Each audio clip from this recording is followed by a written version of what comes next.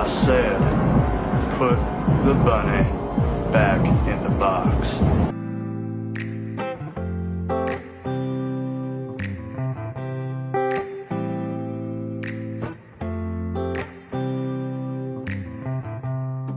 Unfortunately, I wanna have sex with you.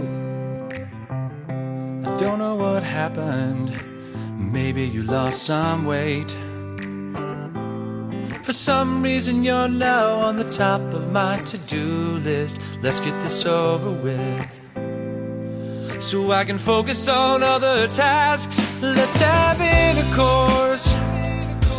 Just pretend I'm seducing you. Come on, let's quickly have intercourse, so I can move on with my life.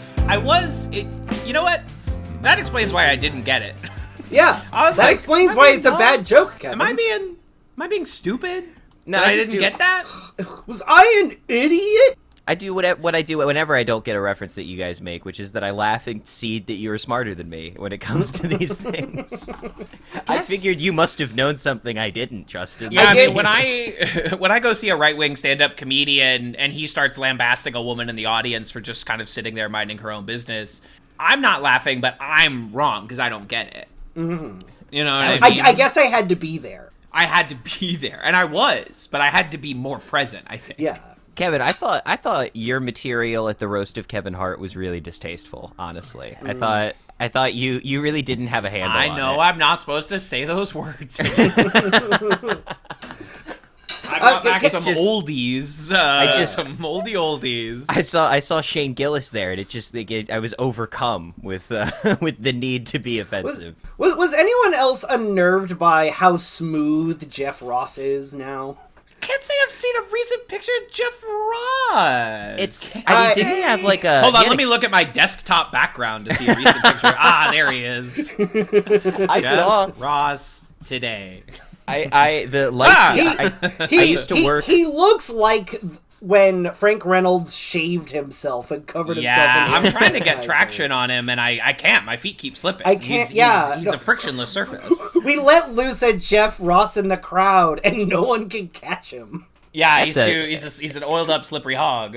I let loose 3 Jeff Rosses in my high school as a senior prank, labeled 1, 2, and 5. And no one can. I've tricked them into thinking there were 2 more Jeff Rosses than there were. One time, the high school senior prank at my senior year was that a bunch of people taped the switch over on Axe body spray cans, so that they would continuously spray, and they started chucking them down the hallways and like put them in the air vents and shit, and it gave like people like asthma attacks.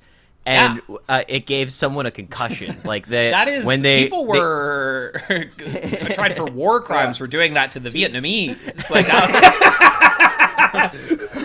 that's crazy. For a senior prank, we dug a tiger pit full of bungee sticks. Yeah, it was crazy. And the principal fell in. And my senior prank was similar, actually. We took all those Axe body can sprays and we put them in reverse, and it sucked all the oxygen out of the high school. A lot of people died of asphyxiation.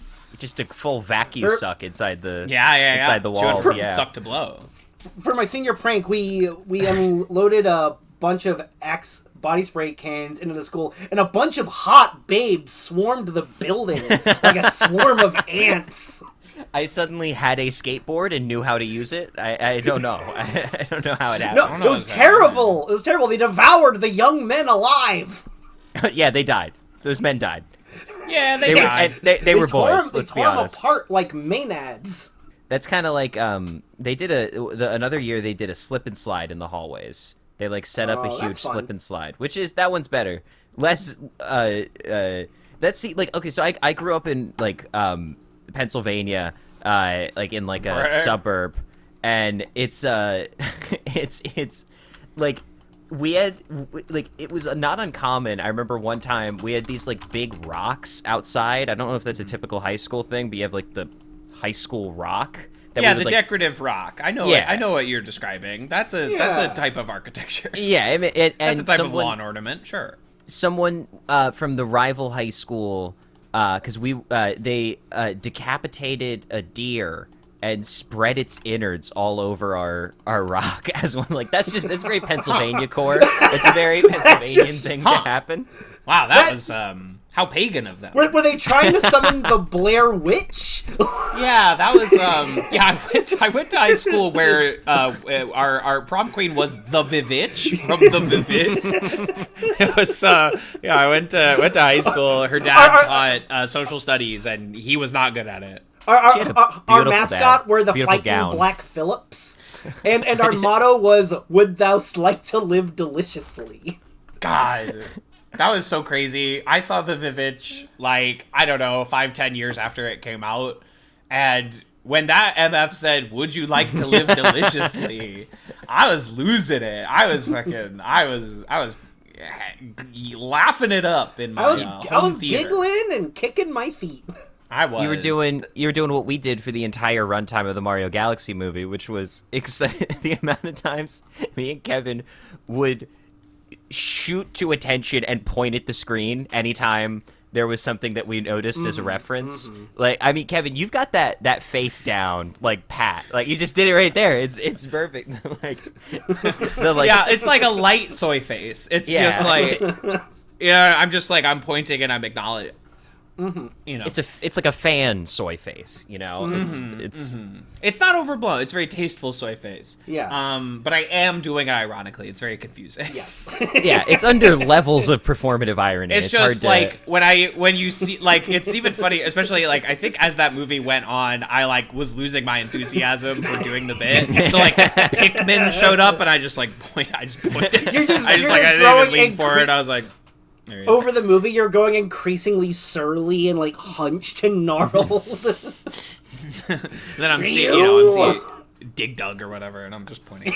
Dig Dug wasn't in the movie, sadly. No. Unfortunately. I wish. That's Namco. Yeah, that was really that's more of a Wreck-It Ralph kind of thing. If Dig Dug showed up, Yeah. I'm not a guy that knows the name of all the little Mario guys. I know a couple of the little guys. Well, the monkey, the little monkey guy, right?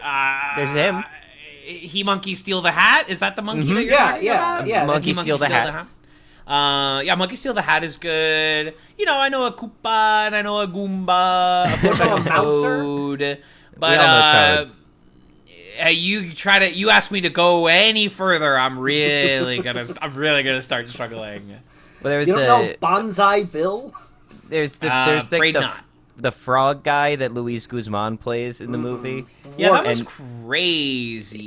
Me and my brother, when they arrived at his lair accidentally, but he had all the information that they were looking for the plot. And it was also a big gamble. I got some notes. Remember when Mario and Luigi become babies for 5 whole minutes? That is a frugal estimation. Even I think it was closer to 10. There was a whole set piece. That's the other thing. Okay, too much Odyssey in that movie, because I like Odyssey, but the fun part about Odyssey is that it breaks all of the Mario rules. It puts him in a fucking city, puts him next to a photoreal dinosaur. It's fun for that game. Yeah, there's a Final Fantasy-ass dragon in it. Yeah, the second that a real dinosaur showed up into the Super Mario Galaxy movie, I was like, I'm gonna lose my mind. Like, I can't. What's happening? I pointed at the screen. I thought. I know. Oh, you're right. That's how I know the Super Scope. I know the Game and Watch. Mr. Game & Watch is fucking dead now. Spoilers for the Mario movie, but he gets fucking bisected. Dead in the ditch. Mr. Game & My Watch. God, they split him in half. My God, is that Bowser Jr.'s music? I don't know. What are we even talking about anymore? What are we doing?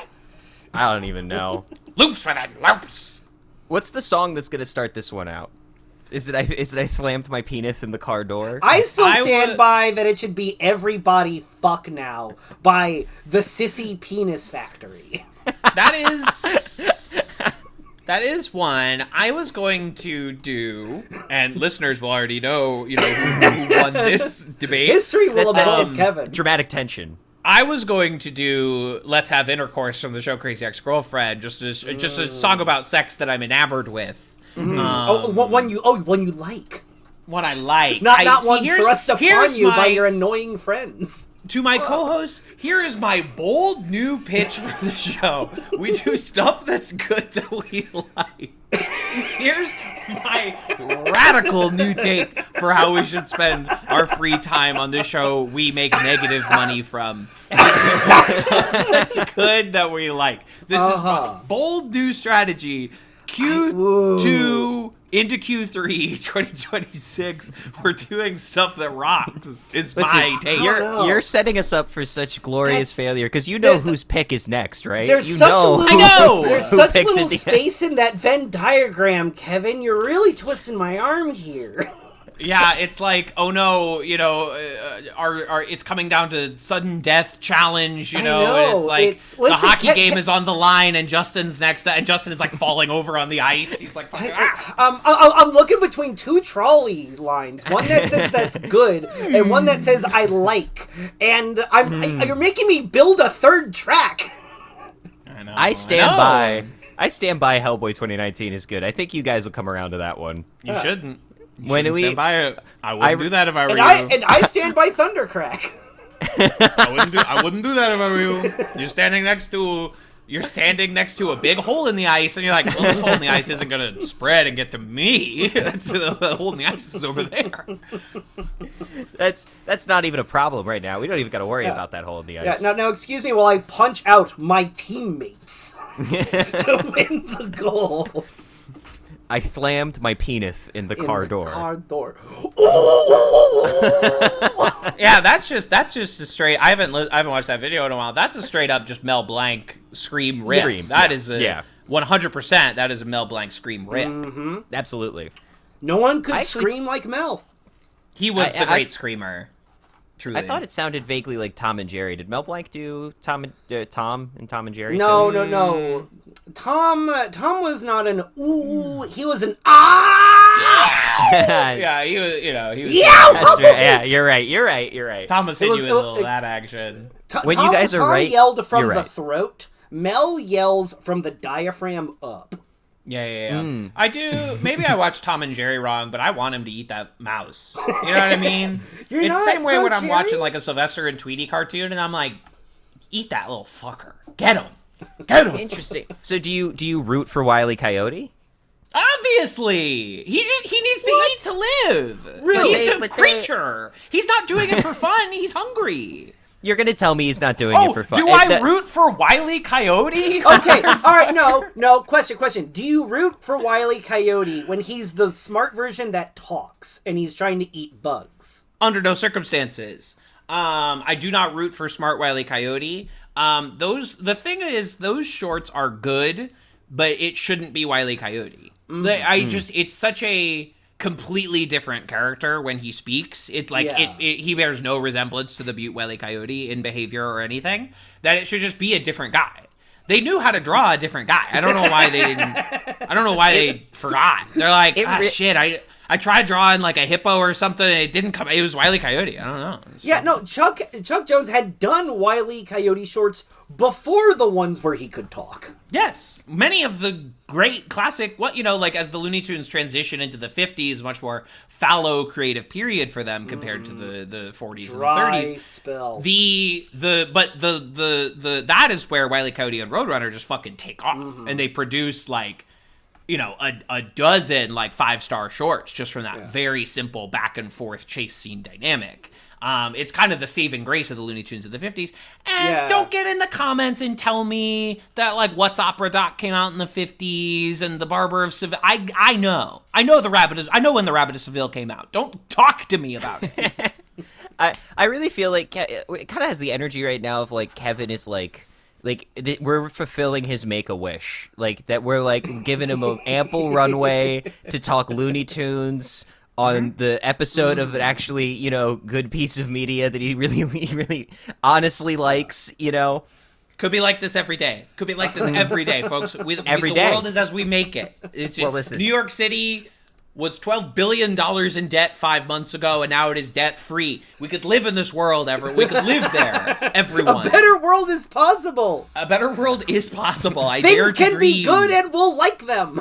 Yes. Oh It my is god. so funny how Zoran was like, yeah, that shit, it's sorted. And I'm like, I don't even want to know what you had to do to make that happen. He's like, Bro. it's sorted, and I didn't even really tax the rich that much. I didn't even need to go there. Yeah. And I work at a company. I don't like to talk about my day job very much, but like I work at a company that's half a real estate company, and it's all an open floor plan. And the real estate company, they love to blah blah blah blah blah blah blah blah blah, and they are talking about Zoran every day and how much they hate Zoran. They're like $30 million for a grocery store up in the Bronx or whatever. They love to talk about it. And it's like, if you clear $12 billion in debt, I think you get to spend $30 million on groceries. I think you kind of get to do whatever. You've proven that the books work for you. So I will trust you to set that up over there. I'm not a pocket watcher. What Old I and do wanna busted, know new is- hotness. What I want to know is, what did Mayor Adams spend the money on? Turkish Airlines build flights that back and forth to place. Istanbul. All the Zin he wanted. You know those videos of the Turkish ice cream guys? They're flipping the ice cream around. Eric Adams spent $12 billion trying to grab the ice cream. Invested in a way to get the ice cream back. We've got to find a way to stop these magicians from using. Eric Adams They're is the trying kind to of take the guy ice who like cream These away tricky from me. Turkish wizards. he makes the whole table stop so he can catch the food in his mouth at like a hibachi place. It's like he doesn't wait. accept. I'm gonna go for one more. Like the shrimp hit him and he's like, Wait, give me another one. It's not fair that you got it on your first try and I didn't even get a good 5 at it. You know, I mean, Other cities, they have wizards with scrying orbs to tell them the future. New York I'm spending $30 billion New York dollars to get our own scrying wizard. I need a unique ward. Like, people are trying to invest in big. People are trying to invest in big tech. Trying to invest in silicon chips. I'm doing opposite. I'm investing in orbs, in crystals, in diadems, so that we could see the future and scry the past. He actually did say he wanted to like mine the crystals and minerals beneath New York. I am replacing every New York hospital with a crystal healing center. This will cost $3 trillion. Us New Yorkers, we have had a villain occupy our streets for far too long. I am going into the sewers and I'm going to strangle every alligator with my bare hands. I'm going to kill every alligator. Now, And I'm gonna like it. Normally, you could have urgent care in your neighborhood, but instead, I'm investing in an alchemist. And you can go for potions, you can go for potables, you can go for scrying, or you can go for ointments that can cure any of your ailments, like You've like kind of witchy made it. tongue Why is he? and like- elf what? It's like you're making him like Harold Hill now. He's like, now see. And I'll what a say, guy. you got witches. You got a problem here. You got witches. with a capital W that rhymes with trouble, you got some witches. Oh, you guys are good. You see, that's why this show. I just checked the charts. Did you see that we're #1 again for the 5th consecutive week? Yeah. Yeah, it's no, crazy. I heard we won a Grammy. We won a Grammy. We won. We won a Golden Globe. We won Bad Bunny's Grammy for this podcast. Bad week. Specifically his. We bought it. No, for he him? gave it. Yeah, to he us gave of it his to own us. Volition. He was so embarrassed to win it at the Grammys, he didn't want to keep it. So he gave it to somebody he thought deserved it more. Our so our nice. Golden Globe is in Amy Poehler's possession. We just have to go to Tel Aviv if we want to get it. Is that where her little podcast is recorded? Yeah, is that where she's talking to Tina Fey? That show I Yeah, will she only says ever watch December. clips from. I see a clip, but I'm like, that was funny. I don't really need to hear the rest of this. Yeah. I like the clips. That's a clips show for me. Mm-hmm. Come It's down a- clips only. Oh yeah, a full episode of Come Town is like drinking straight floor varnish. Like you can't. It's gonna No, you erode just your need soul. a little floor varnish. Yeah, no, that's like Shot. that's like eating the whole stick of butter instead of just like cutting off enough. To Just a little dab, Yeah, just a little yeah. dab on top of the Just a little dab pancake. will do You it. know? Yeah. I just need a little dab will do you. Yeah. I'm not gonna eat And- the whole tub of Stav cackling. Well, Same time next week, guys. I'll catch you later. That's good. All right, Great Good podcast. Great ep- podcast. Honestly, Kevin, yeah. thanks so much for having us. Great episode. Read the wonderful Image comic Sex Criminals. It was great. And for my next pick, Can you imagine? It was great. I'll say, as it's delightful. I can't wait to read issues 2 through 30 because I know we're only talking about the first issue today. This is like the listeners is conservatively the 9th time Ty has made that exact same joke. Because this is, of course, Hogz to Slop, the show that doesn't judge a book by its cover and opens it up and judges it harshly on what is within. I am one of your hosts, TV's Kevin Lanigan, but for today's episode, you can call me Sexual Gary. Now, was I supposed to read Sexual Gary? I didn't. You didn't have no. It's Okay, an it's a- optional it's a- thing. It came out that's after what I the thought. Series. Yeah, it's just like a bonus one-off thing. I have read it and enjoyed it for what it's worth.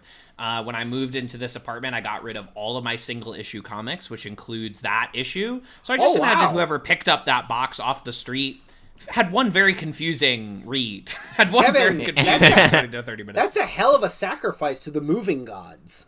It had to honestly. be something, and as you can see, we still have our glorious, DVDs and Blu-rays and our books, and we still have collected trades of comics. But all the single issues, which at that point was a number of years of built up, backlog.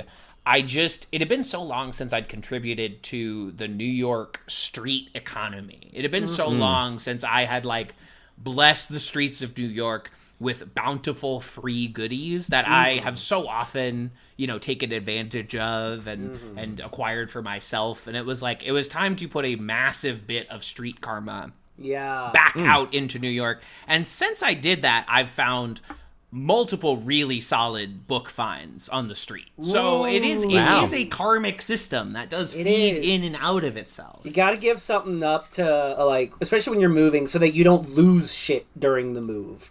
Which is one of the most infuriating things in the world, because you spend hours and hours putting everything away, and somehow things disappear.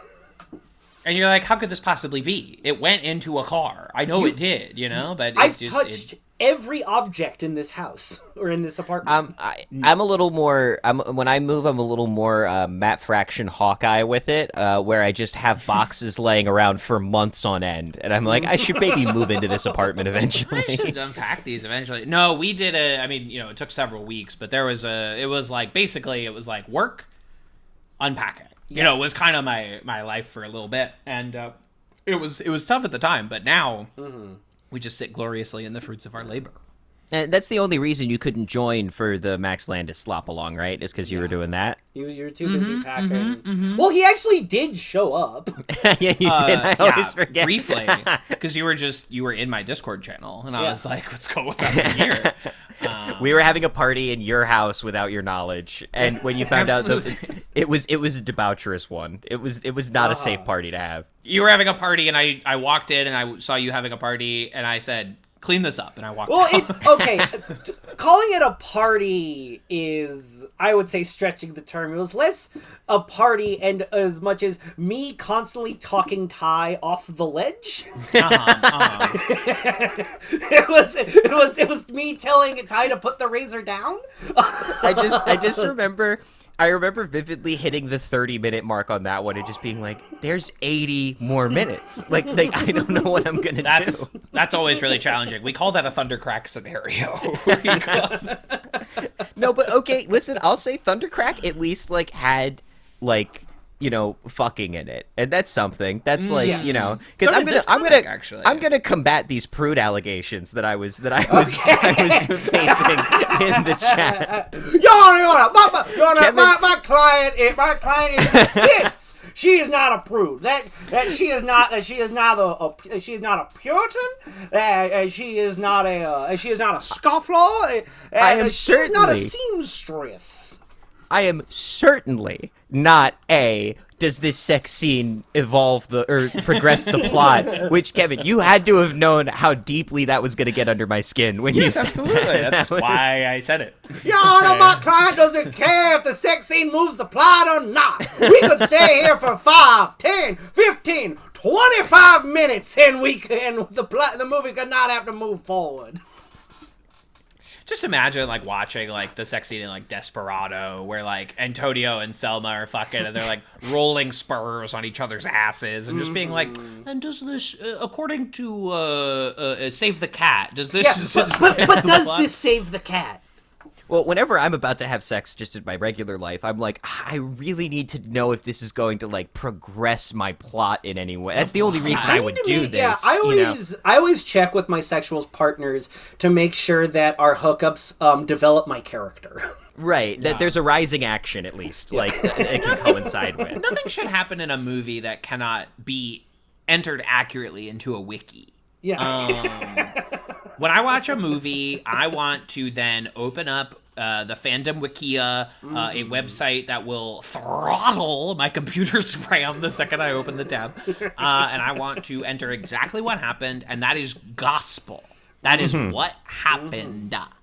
Well, Nuance. I can't stand when I watch a movie like fucking Black Mass, and I'm like, the ending happens, and I'm like, wait, what do you mean? So then I have to go watch Black Mass ending explained. You know what I mean? Like that's one where I'm like, I really like, because That's tough. It's one thing when it's an ending explained for like, oh, like Arrival or a movie with a pretty Annihilation. Like, you know, but the fact that like ending explained, like Mortal Kombat 2 ending explained, brother, I think it was all there. I think it was all on the surface. Mario Galaxy movie ending explained.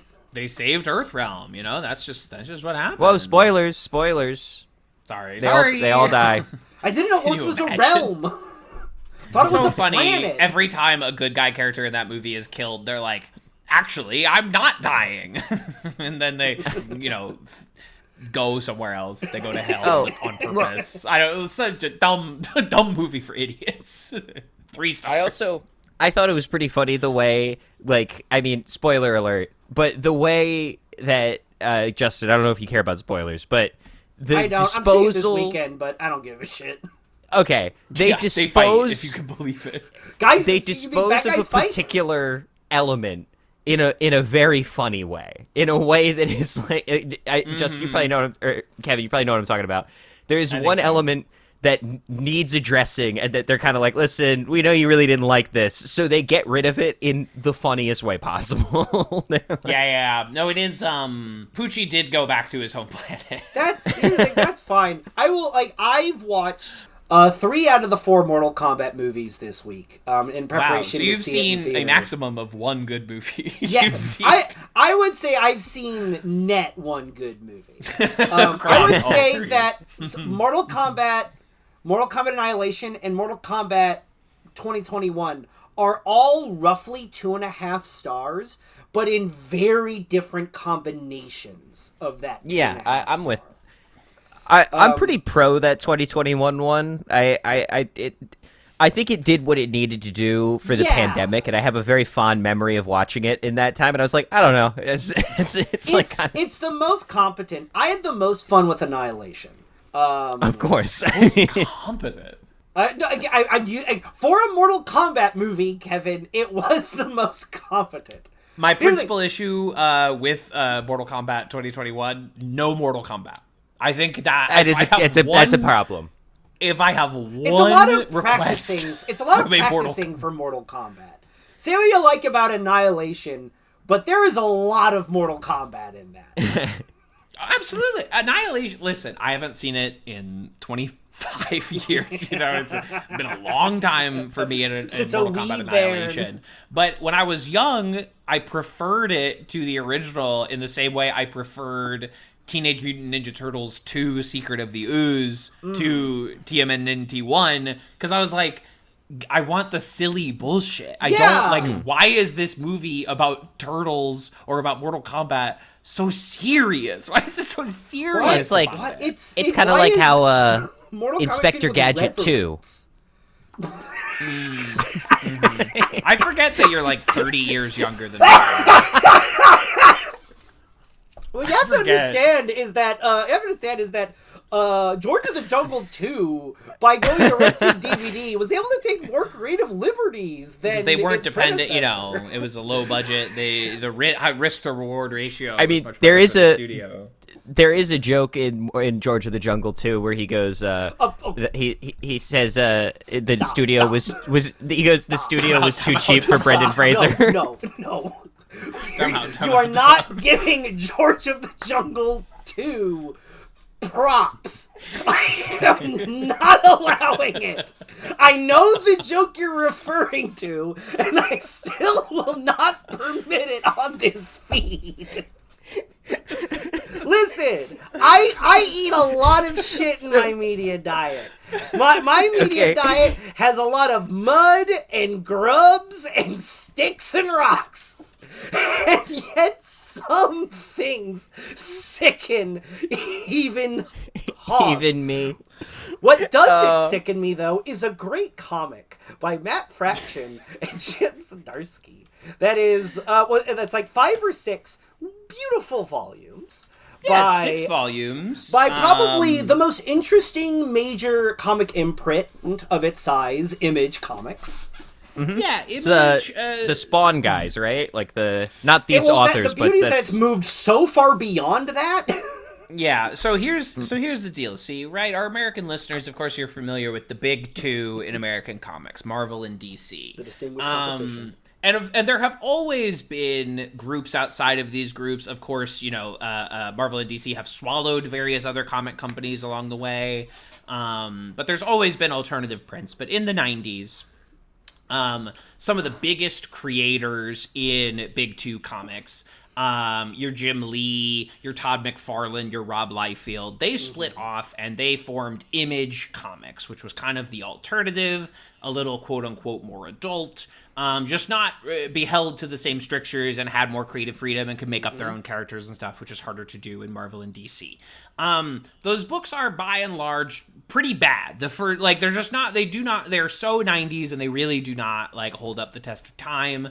Maybe I know there are big Spawn fans out there. It's never really been my thing. But the Mask too, right?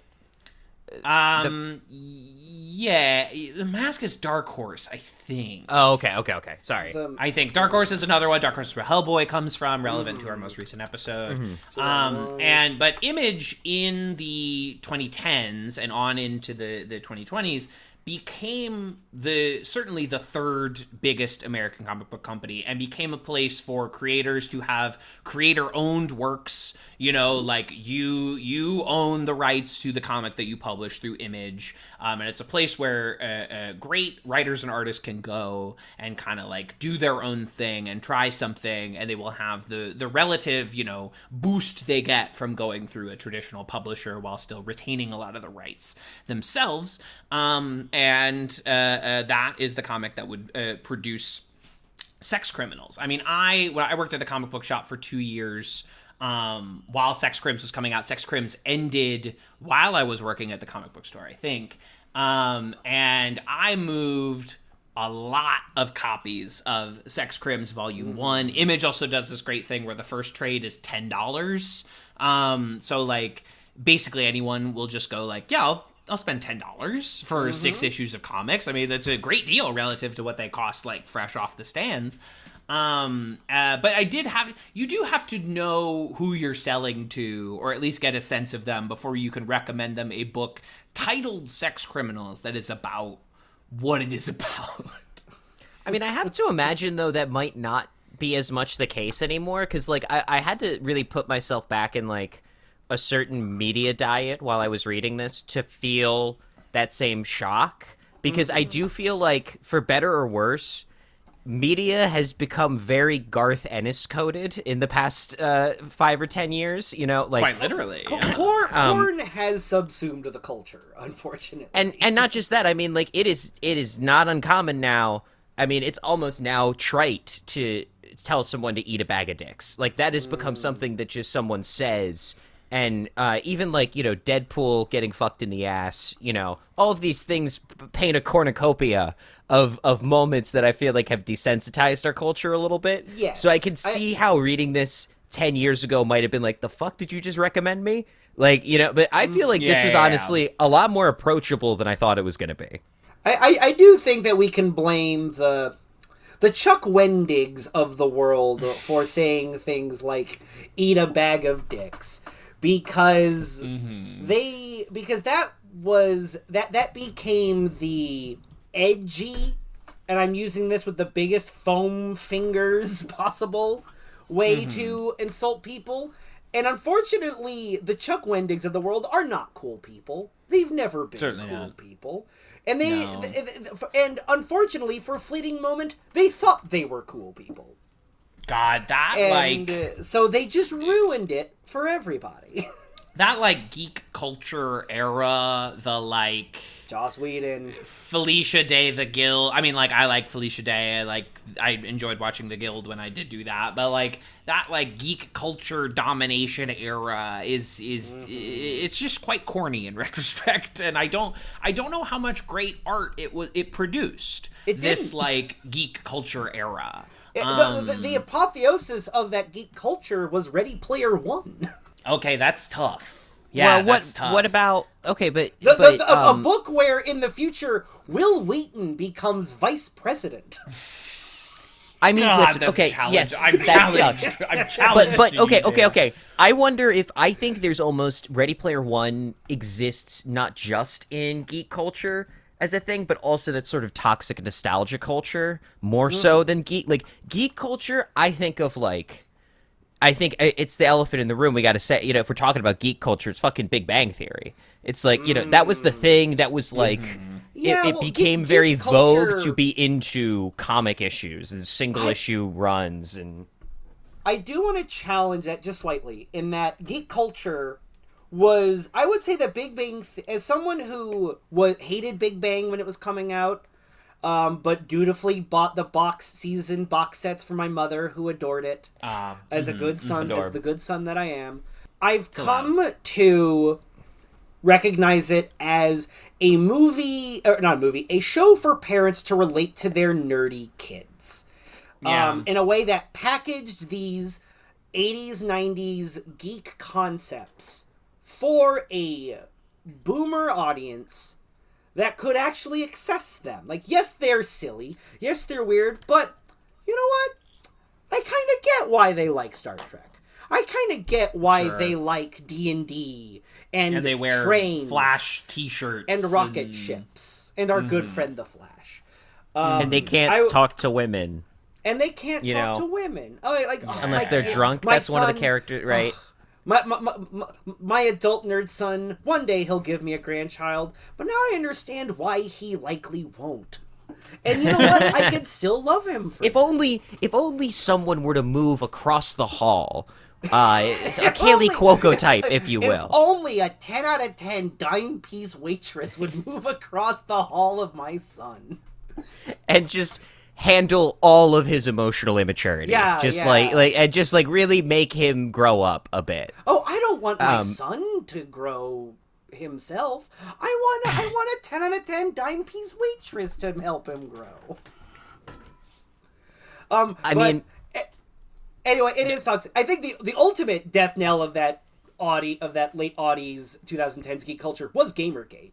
That's what actually killed it. Yeah, that is, the worm did turn. And now it's like every single video game that gets released is like a media storm. You know? I know, because they show a woman with buccal fat on her face, and they think it's destroying. It's an attack on them concepts personally, of right? The West. Or they see a promotional image of like a voice actress, and they're like, this is total goon bait, and I'm like, this is just a woman smiling. You have to calm down. Like this is just an Olympian. She's just there to do the Olympics. Yeah. But Sex Criminals is not like that. No, Sex Criminals loves people of all shapes and sizes. It does. So for anyone that does not know this comic, doesn't know what we're talking about, Sex Criminals is written by Matt Fraction, who listeners to this show might be familiar with one episode of issue of Hawkeye that we read on a previous episode, and is drawn by Chip Zdarsky, a very good comic writer in his own right, very funny man, who also does some really great kind of like cartoony drawings of people. And it is about, I would say in its basest terms, these two people who meet and fuck and figure out that when they climax, they can stop time. And they use this power to rob banks. And slowly it becomes this larger net of people with various powers and various things that they have going on, all related to sexual gratification. It's very silly, it's very funny, it's very sweet, it's very heartfelt. I would say the only thing it really has going against it is that it is called Sex Criminals, which is, fair enough, a good title for this book, based on the premise, but it's like it says sex criminal, and like Amazon Prime is going to have an original series called Sex Criminals, and you're going to open up the Prime app and there's going to be the big word sex criminals like pasted across the top. I will say I read this on the Internet Archive, and Googling sex criminals on the Internet Archive was a dangerous proposition. Yeah, a lot of shit came up. There's porn on the Internet Archive, and they don't tell you about it. No, but it is where you can loan out. It's the only place I've found where you can get the Southland Tales prequel comic books for less than $90. Is the Internet Archive. I've read many books on the Internet Archive. That Shout out to the Internet Archive. Fuck you, Chuck Wendig, for suing the Internet Archive. Chuck Wendig, fuck you for ruining Bag of Dicks as an insult, and fuck you for destroying literally one of the few good things on the internet left. We've lost most of them. So this is kind of one of the few things we got left. There are two good websites, Wikipedia and the Internet Archive. And if I lose either of them, that's it. You know, it's because they are community run. The Encyclopedia Britannica. Right. I'm not going to be online anymore. They are community run and not for profit. So and socialist. That is why they're good.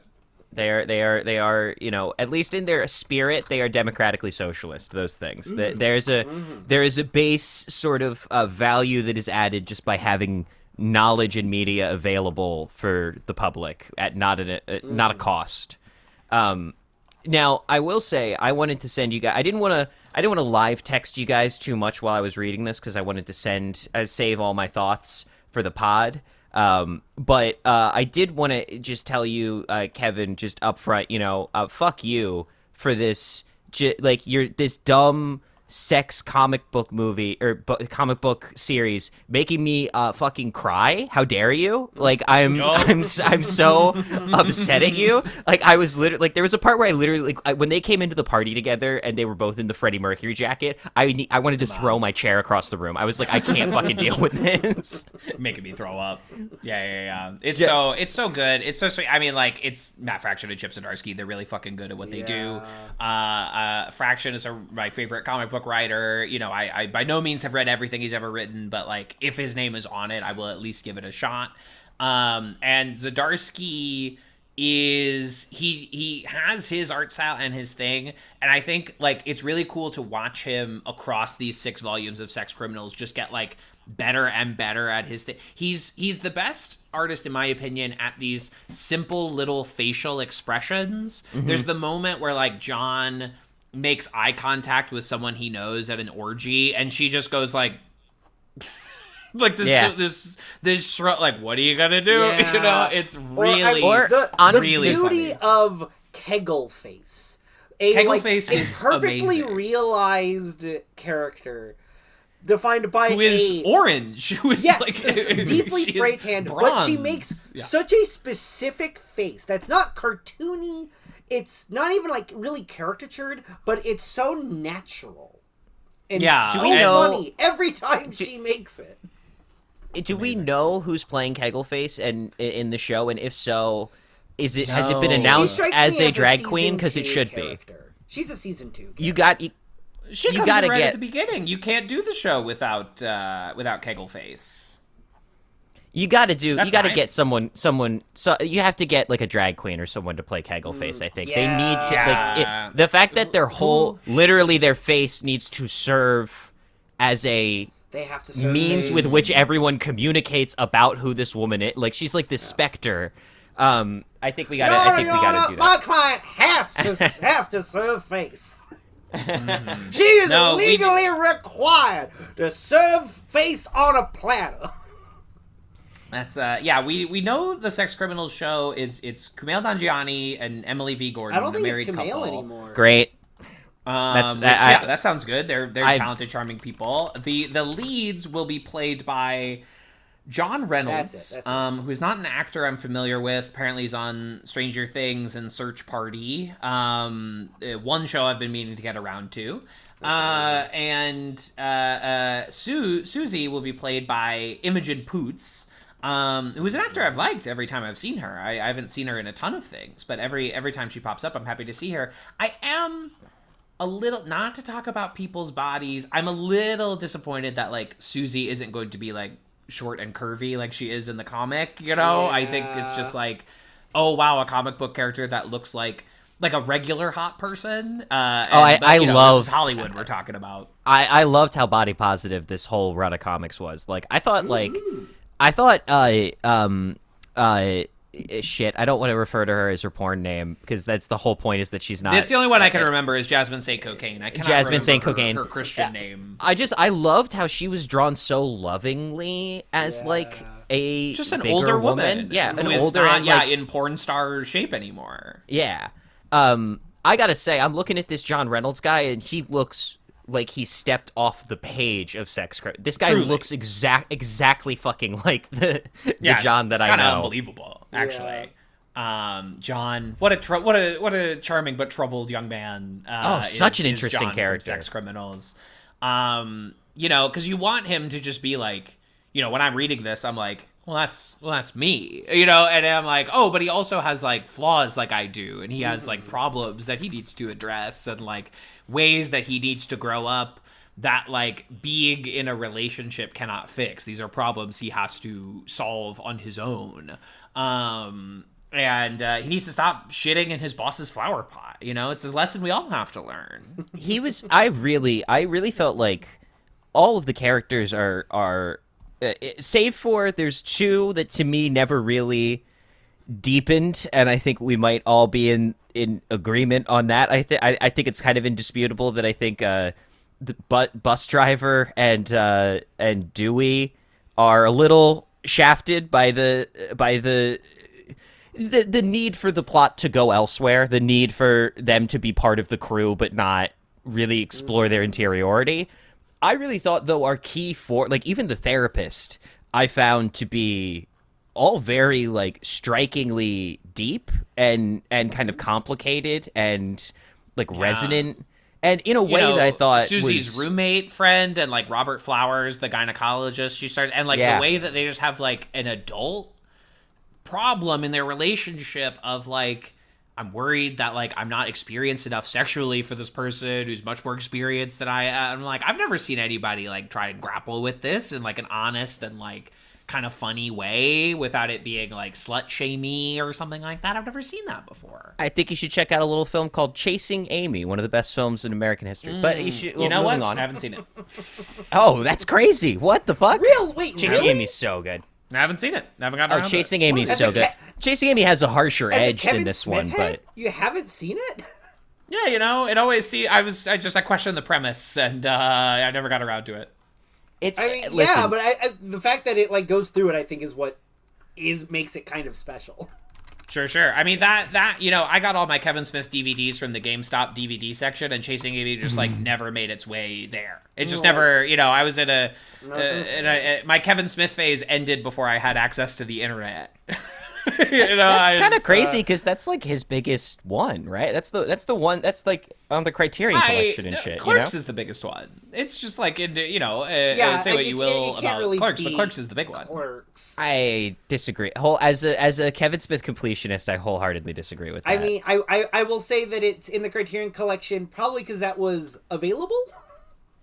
That was also 1997 is a very different time in the Criterion Collection where like they also put out like Armageddon. It was like they did have titles that they just released. It wasn't the same like every box is a prestige box in the way it is now. But that's not to say that Chasing Amy wouldn't deserve its own prestige box, its own spine number, of course. I have always, in Kevin Smith terms, I am a Dogma head.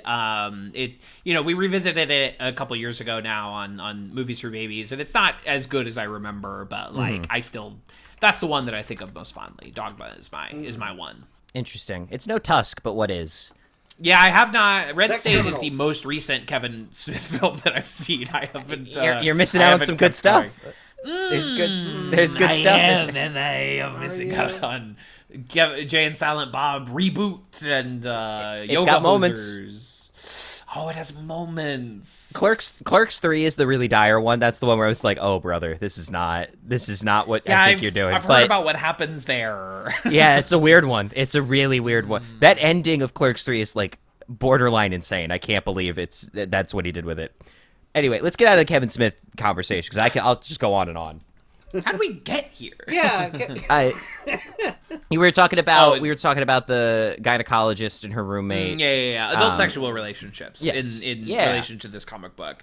Yeah, and I think it handles them all like fairly well. I don't necessarily. I mean, Dewey and the other guy. I'm sorry, but are two balding men in the wider cast of sex criminals who end up being in a relationship with each other.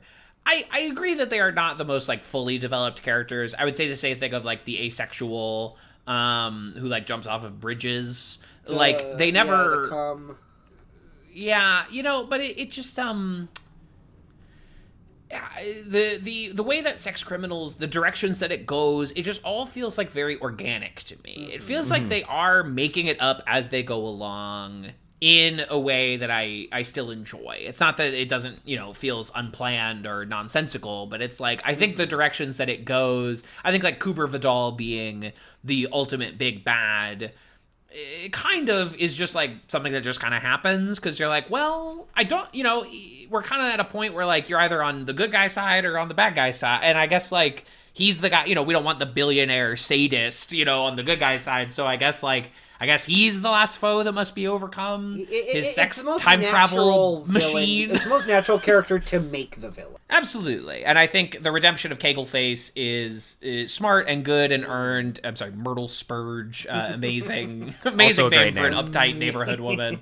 I mean, she ends up being a really wonderful, well-rounded character and has her own like sexual adventures and proclivities. And she ends up kind of getting a lot of this stuff. But yeah, there's some characters who they just stopped making the comic at a certain point, so they didn't fully flesh them out to the rafters. I think also like I wanted to mention that like we were talking about just Matt Fraction's writing.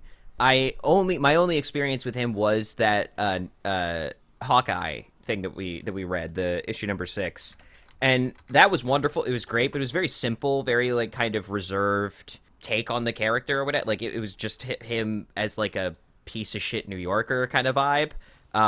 And I do think that like there was something about this that I was really struck by how deep and complex the like themes got. Like like even in an almost like it did feel like they were making it up as they went along. Everything fed into the same thematic like notions, the same kind of like I don't know. I was very kind of like surprised by how deep and complex the whole thing got, especially with like John's like dreams and everything involving the dark room and how he like I was really floored by the whole thing, how he was like, I essentially like sexually assaulted somebody and like I didn't even like as a child, and that to me doesn't feel like me. I don't see how that like I was like, damn, that's like really like dark and like kind of like very frank discussions of puberty and like hormonal influences on teenagers and stuff. Like everything with John was really like, I thought John and Susie both are just like such tremendous fucking characters. That meet cute, oh my god, their meet cute is so the so 50 plus hour date. And him said, "Oh, I wanted to scream when he was like, I think the problem is I don't want to leave, and I think if I don't leave, I never will." Like it like that moment where they have to break it off and be like, we have to go be separate people now for a second and like let this simmer. Like that's so fucking romantic. Oh my god. Yeah. And I think it's fun that the main characters of this book look a little bit, if you squint, like Matt Fraction and his wife Kelly Sue DeConnick, who is a great comic book writer in her own right. It's just that's cute to me. I also like that the therapist, whose name escapes me, I'm really bad with character names, looks a lot like how artist Chip Zdarsky draws himself, just older. I think that's fun, as if he is the old therapist. Yeah.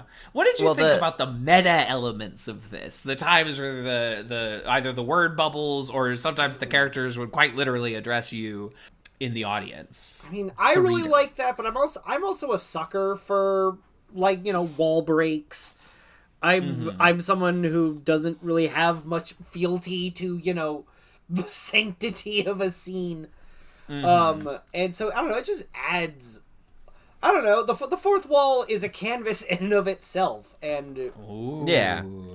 I appreciated them taking every opportunity to do that. Like, one of my favorite comics I'm reading right now, Absolute Martian Manhunter, tap dances and tears down the fucking third wall. Yeah. Just because I think it's important. I don't know. I like involving the audience at opportune moments and making them kind of reflect that they are, in fact, they're not outside of this. They are, in fact, engaging with something and engaging with people through this work. And so, I mean, there's... Yeah. Sorry, what's your counter to that?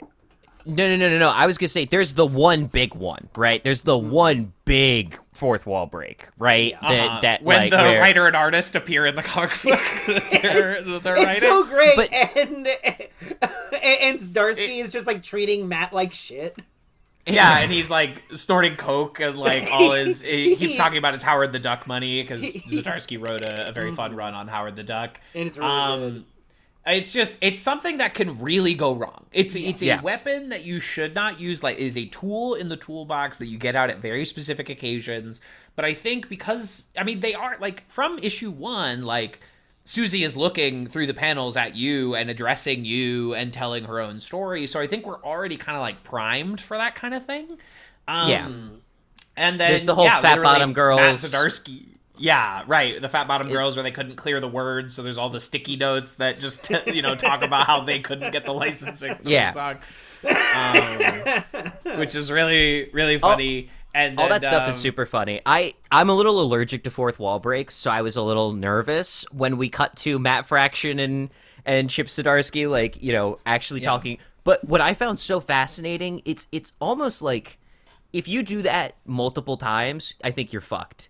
But it happens it's kind of brilliant that he almost, it's not writer's block, but sometimes as, like, when you're writing, you find yourself that you're like, I've contradicted myself now, and my morals and what I think this has been about, I've contradicted so many times just in the sake of telling the story, that, like, it's not that I have writer's block, but there's no way to put this on the page without me outwardly spiraling, because I genuinely don't know what I want to convey. And I thought that was a really genuinely, like, kind of incredible use of a fourth wall break, where the author is literally like, let me tell you why I don't think you deserve the scene that I would have written. Why this actually makes it'll make more emotional sense for the whole piece if you are in on my internal monologue about this moment and why it needs to be here. And how I'm cognizant of how that is contradictory to a lot of stuff you've already read. I thought that, like, it really worked for me. It was also really funny. Like, if it had not been, it could have been a total wank fest, but it was, like, actually it was very funny, well written.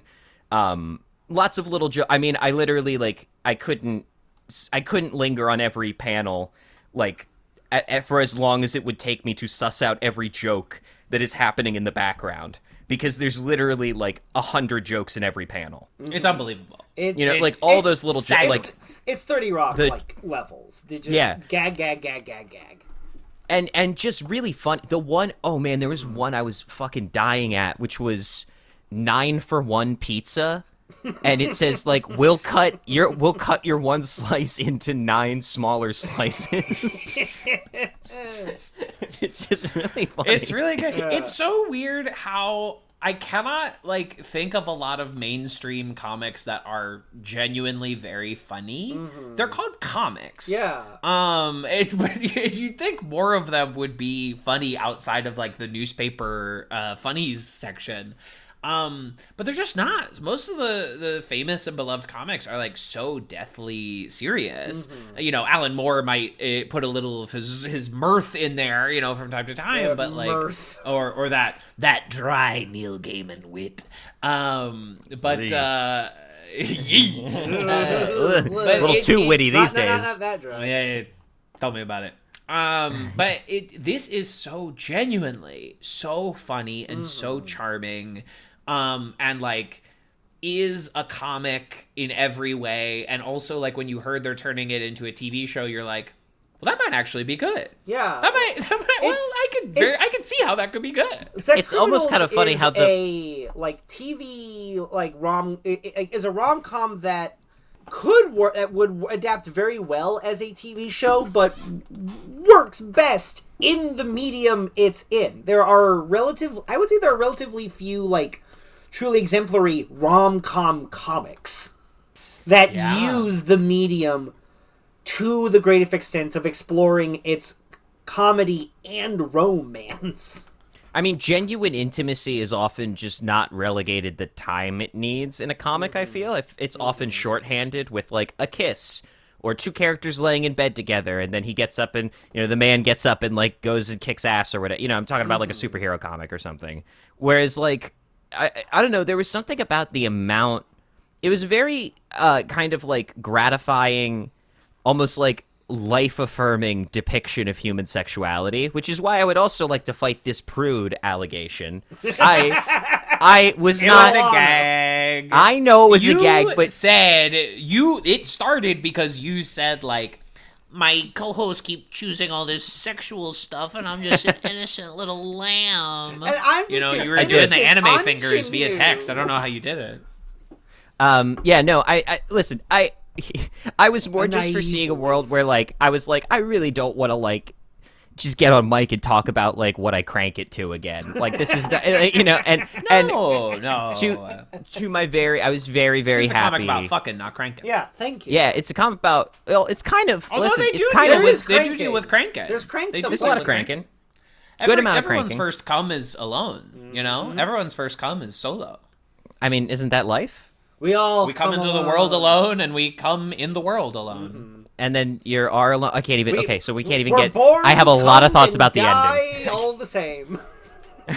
I want to save talk for the ending because I had one reaction when I first read course. it in 2020 when it came out, and I had a very different reaction to it on reread. I'd read the first couple volumes of this several times. The first volume especially, I feel like I've read like 5 or 6 times. This was my first time rereading the whole thing since it ended 6 years ago. So that's a prime time to give something a fresh set of eyes, you know?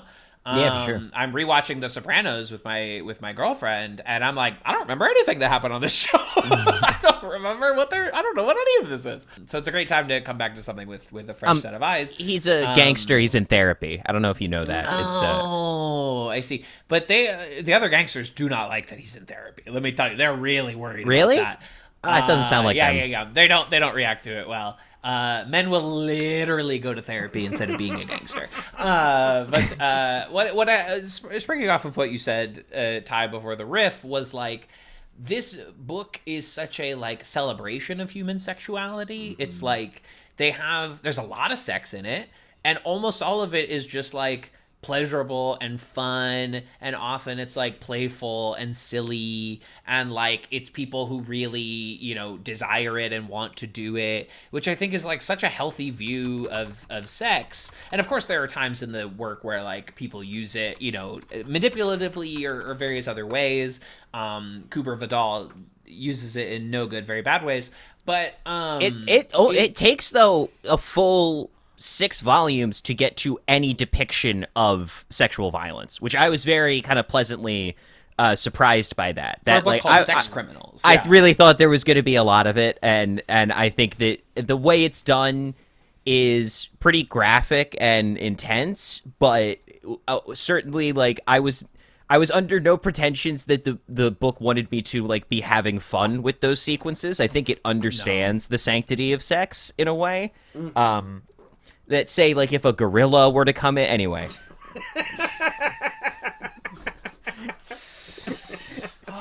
There was a time in my life where I had forgotten about the gorilla. That time is over.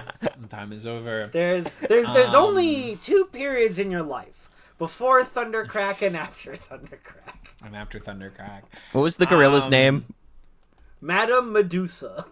Of course, I knew you knew it too. The gorilla's name is Madame Medusa? Yes.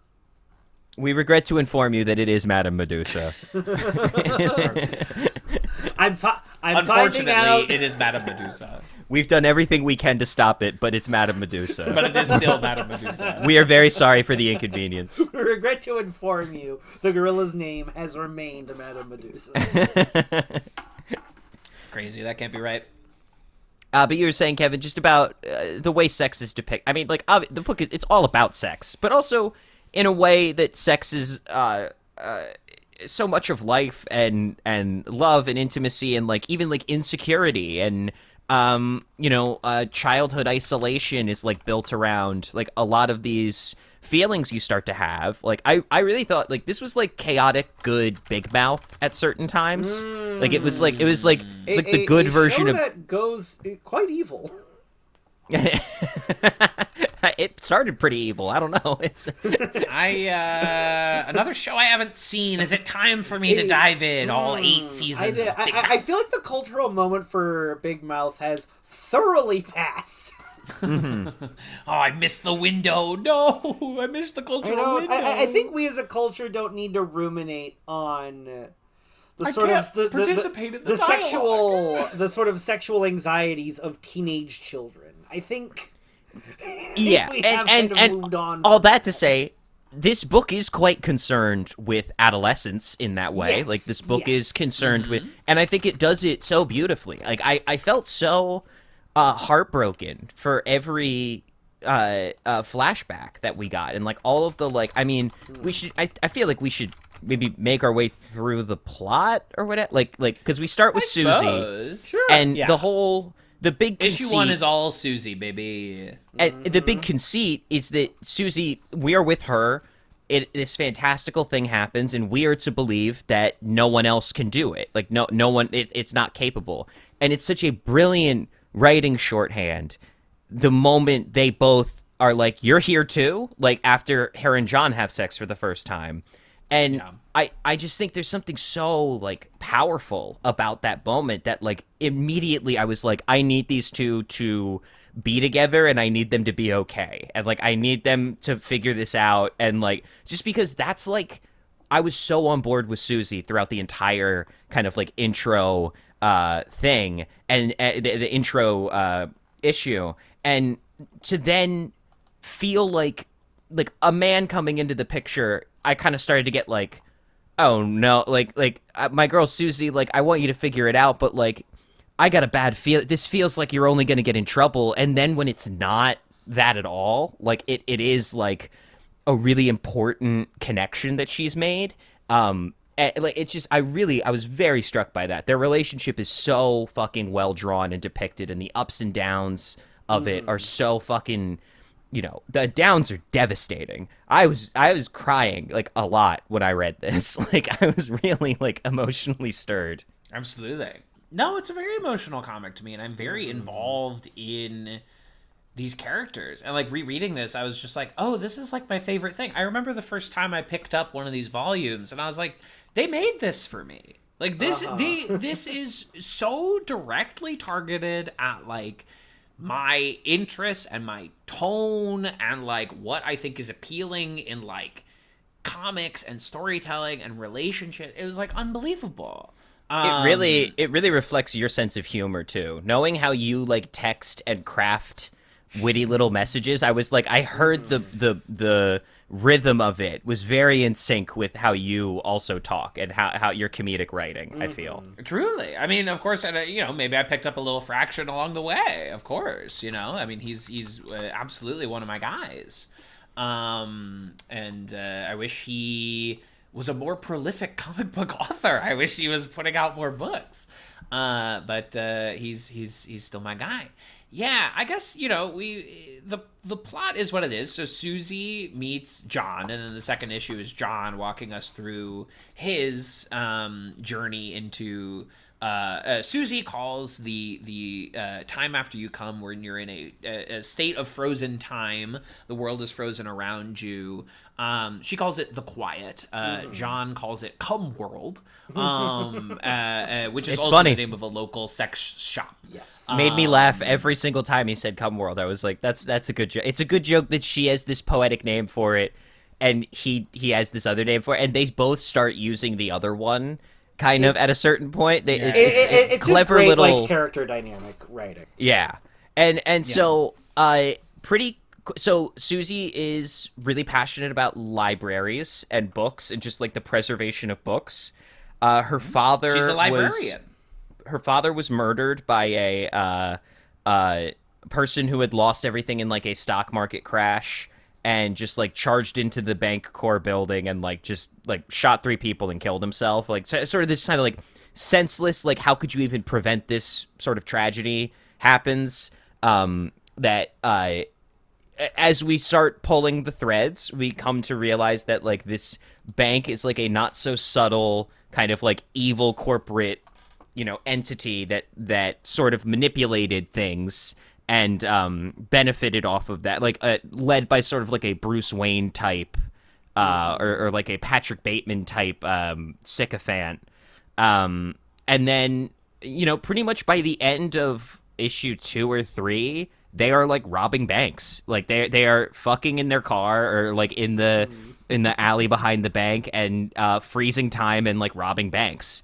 And I was like, hell yeah, this rocks. It's such a great premise. Like it's such a fun, Absolutely. and they deliver on it perfectly. Yeah, they figure out how to rob banks, but then their plans are foiled when the sex cops. Yeah. the fuck police? The paddy wagon. The paddy wagon, of course, led by a woman who for a long time was known only as Kegelface, because she is always doing kegels, which gives her her supernatural, her ability to come whenever she needs to. That is legitimately... Come on command. I think that is legitimately maybe the most far-fetched thing in the entire thing.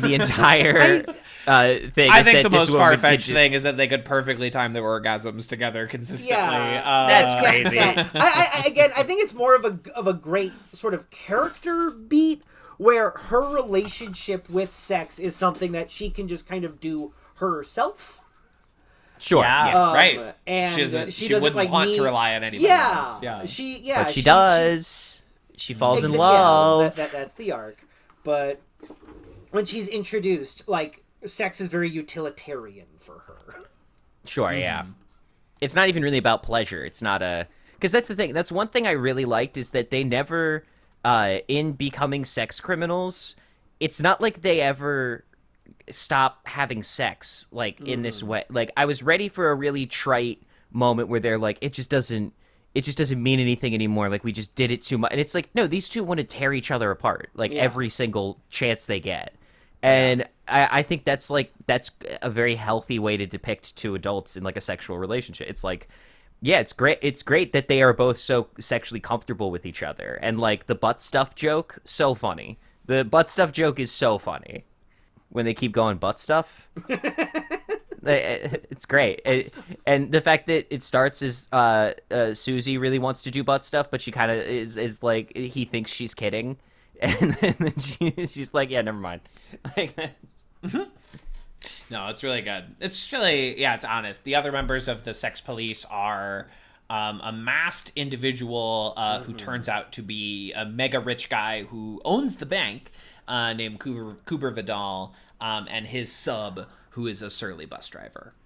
oh, is that the okay, it's a Dom sub thing. I didn't really pick up on that. Yeah. It's a Dom sub thing. Okay, interesting. Again, I think bus driver was just kind of it got the least love in the story distribution. Like in terms of time spent with them. First batch of characters. Yeah. He does get a nice little relationship with the the anime cum fairy man. Yeah. They get a nice little relationship. They become a little comedy duo.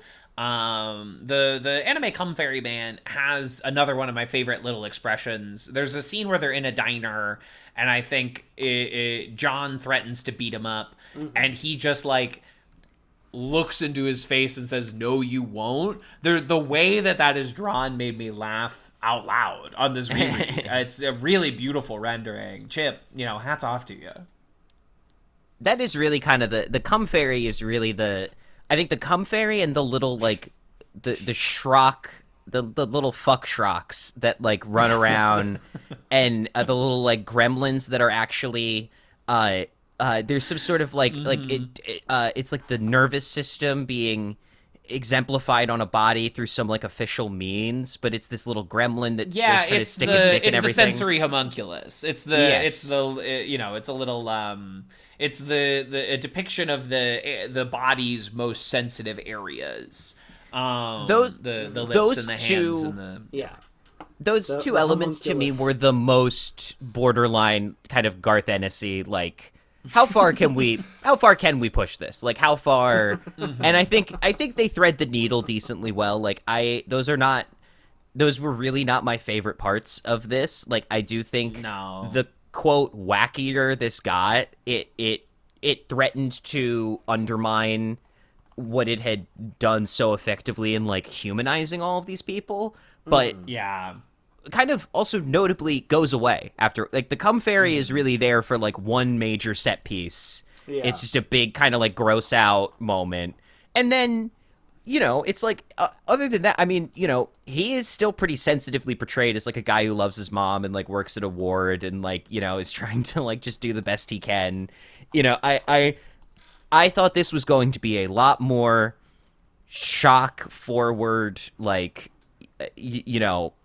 craziness, and it's very much so not. It's very human and very grounded. Very grounded. It's like the sexual stuff is it's farcical, but in the way that like like an older British comedy is farcical. It's sexual, but it's more bawdy than like raunchy. Yeah, and it just doesn't also back away.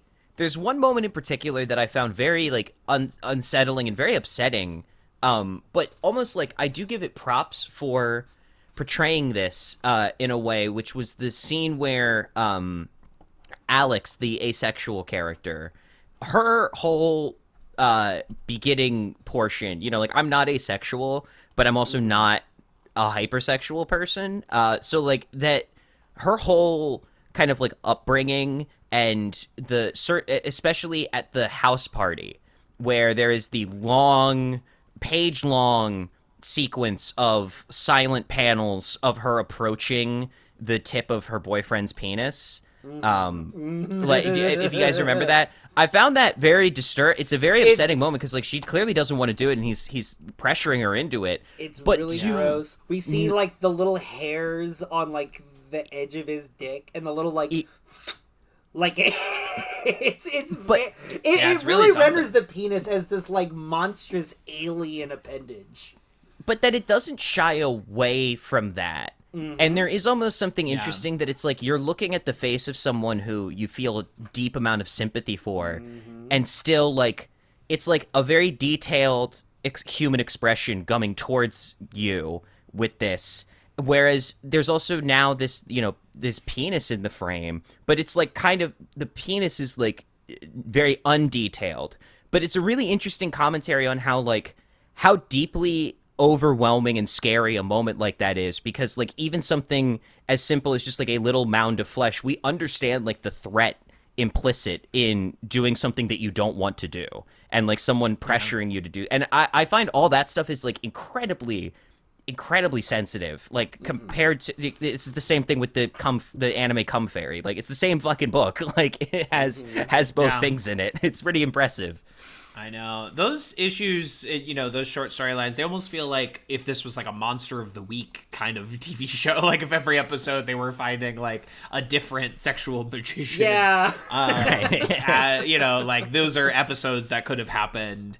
And again, like that's kind of the way that like the book kind of organically develops, it kind of changes premises like multiple times. Like I think we're in the middle of like book 2 or 3 and the characters are acknowledging like we don't really rob banks anymore. Like it's not really like something that we're doing anymore in the book. It's that we're not going to keep doing that. It feels very, again, organic. It's like we're keeping the story, because the characters are the most important thing, and we can get past the premise. The premise can mold and shift in different ways, and it's okay to like reinvent yourself and keep going and keep telling the story. Yeah, it's different groups coming together. I thought. Again, I forget her civilian name, but the Jasmine Saint Cocaine, the former porn star who now, is a middle-aged woman who teaches at the local college. She's she's a horologist. How much difficulty she's she has, like, time. Achieving. What'd you say? She's a horologist. She, like, studies and teaches time. Yeah. Right. Which is, right, very, that very fell right into their... Fell right into their fucking lap, that in their horny time travel, sex farce... the study of time is literally called horology, and that's not like, you can look that up. It's literally what it's called. Yeah. And they say that in the book. I just imagine the two of them probably like French kissed each other when they found that out. They were like, we're gonna be millionaires. Like you're saying, I'm sorry, Matt Fraction and Chip Zdarsky. Yeah, like French kissed each other. Open mouth kissed each other. Do you think they ever explored each other's bodies during making this? I hope You ever think they were gay for pay? Yeah, I don't know. One of the, Matt Fraction lives in Portland. I was in Portland for a week once, and I was like, what if I ran into Matt Fraction? Oh, what if? What if? And Zdarsky is a nefarious Canadian. is one of our neighbors to the north. I'm not really familiar with any of Zdarsky's work. Did Zdarsky do the Hawkeye one as well? No, he didn't work on that one. So okay. he's written a couple of like creator-owned comics. He did Captara was kind of his big like breakthrough. He had a Batman run recently. He had a Batman run that went on for a while. One of my favorites of his is called, oh my god, it's been a little bit since I read it. But he wrote this comic about the comic book industry. He wrote this comic about like a family whose dad like created this superhero but got like screwed out of the rights, and they're kind of like bringing it back, and that was a really good book. I hope they can continue that despite the fact that its name escapes me. But he's done like for a while Zdarsky was exclusively at Marvel, and they were just like, he's so talented and he would nail everything they gave him, but they just kept giving him like the bunk jobs. They gave him like the second most important concurrent Spider-Man book. They gave him like a Fantastic Four book, but it was when like Reed and Sue were banished, to the edge of space because of rights issues. So it was Thing and Human Torch, and like everything he was doing Marvel was 2-in-1. Yeah, Marvel 2-in-1, and like everything he was doing was good, but I'm like, you keep giving him like bunk assignment. I mean, he wrote my favorite like Spider-Man shit I've ever read. He wrote this issue in his Spectacular Spider-Man arc that's just like a conversation with Spider-Man and J. Jonah Jameson that is like one of my favorite things I've ever read. He wrote Spider-Man Life Story, which is this cool like alt-universe comic where like, how, Marvel continuity has never rebooted. Spider-Man is the same Spider-Man that he was when in like 1964. And he just doesn't age. But in Spider-Man Life Story, it's like Spider-Man ages as we would age. So every issue is a different decade. And it's like recontextualizing Spider-Man stories from that decade as Spider-Man is like growing old into the 2000s. It's a really, really good book. I would recommend it for people who are interested in Spider-Man Life Story. They did another Life Story book. Mark Russell, another one of my guys, wrote a Fantastic Four Life Story book. That one is fantastic. It's unbelievable. If you don't say that again, if you're like unfamiliar with the Fantastic Four, read that. That packages their whole deal really nicely. You guys, do you guys know I actually kind of like that Josh Trank Fantastic Four movie? Sure. Least surprising thing you've ever said. I disagree, but I believe it. Never seen it. Not going to. Don't make me. You can't. Don't tempt me with a good time, Kevin. Come on now. You're allowed. I'm inventing a new policy on this show. It's called veto, and I can veto anything I want. No, you gotta. Your Honor, you gotta allow it. Your Honor. I had to watch fucking Max Landis. The defendant, the defendant's allowed to pick whatever slop she dares like. She can throw whatever she wants in the trough. We still gotta eat it up. Yes, we do. I'll never forget. I asked you guys. I think on like our second episode, maybe I was like, "What if I just picked Dahmer? Like, you have to watch all 10 episodes before the next recording." Sure. And your exact words, Kevin, were, "I would not be happy with you." was how you put it. Would not be happy with you. It's all true. It's but I would have to do it. It's the premise. It's the premise of the show. Your Honor, it's 10 episodes. It's the defense. Yeah, rests. I mean, if I'm sorry, if you want me to cover a Netflix miniseries, that has to be one you give us 4 months advance warning on, so I can really set aside the time. Justin, he's gonna give us a quarter. I don't know. What do you think of Sex Criminals? I love it. I think it's super funny. Unfortunately, you guys mostly, you folks kind of covered my points. I don't know. I did read it like a minute ago, so some of it isn't quite as... I'm not as in touch with it. I liked reading it when it was coming out. I enjoyed revisiting it. I don't know, it's a fucking nice comic. It's sweet. Yeah. I don't know.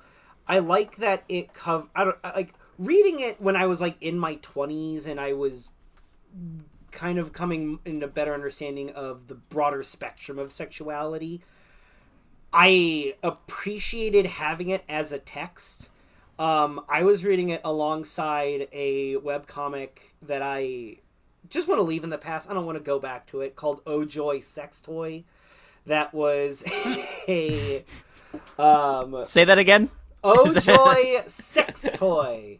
I think her name was Erica Monke. But it was a sex toy review comic. But, like, that's where I was kind of coming to terms with, like, I like sex. I want to, like, understand it. I want to understand all the points of view of it.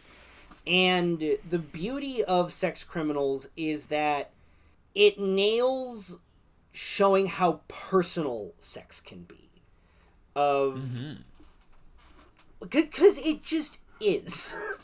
What gets people over the edge is highly individualistic, highly personal. And the beauty of sex, for me personally, among the many things of it, is that you can find a deeply profound connection of two people finding what gets them over the edge together.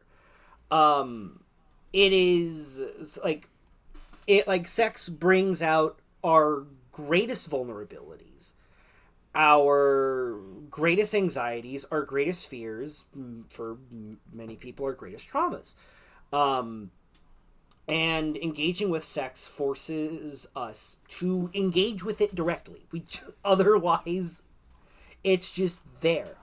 And what I think Sex Criminals does so well is that the metaphor of time stopping gives us space to actually engage with those bottled feelings, those subconscious feelings, the desires, the fears, the terrors, and the revelations that, thinking monkey brain doesn't have time to deal with. Monkey brain's too dealing with super ego god brain. To deal with things like law and justice and money and job and art and all that. While lizard brain underneath is like, no, I have things to say. I have things to tell about you. You just got to get to my level. And Sex Criminal is all about showing that the lizard brain has just as much to say as the monkey brain and the god brain. But you have to take time to actually speak its language and get to know it. And those meetings, those conversations happen in such fleeting moments that you have to make the most of them, or else they pass you by, or they just become rote pleasure-seeking. There is a reason why, across many cultures, at many points throughout history, that people have found spirituality and sexual ecstasy. It is one of the few moments where you can kind of get an out-of-body experience.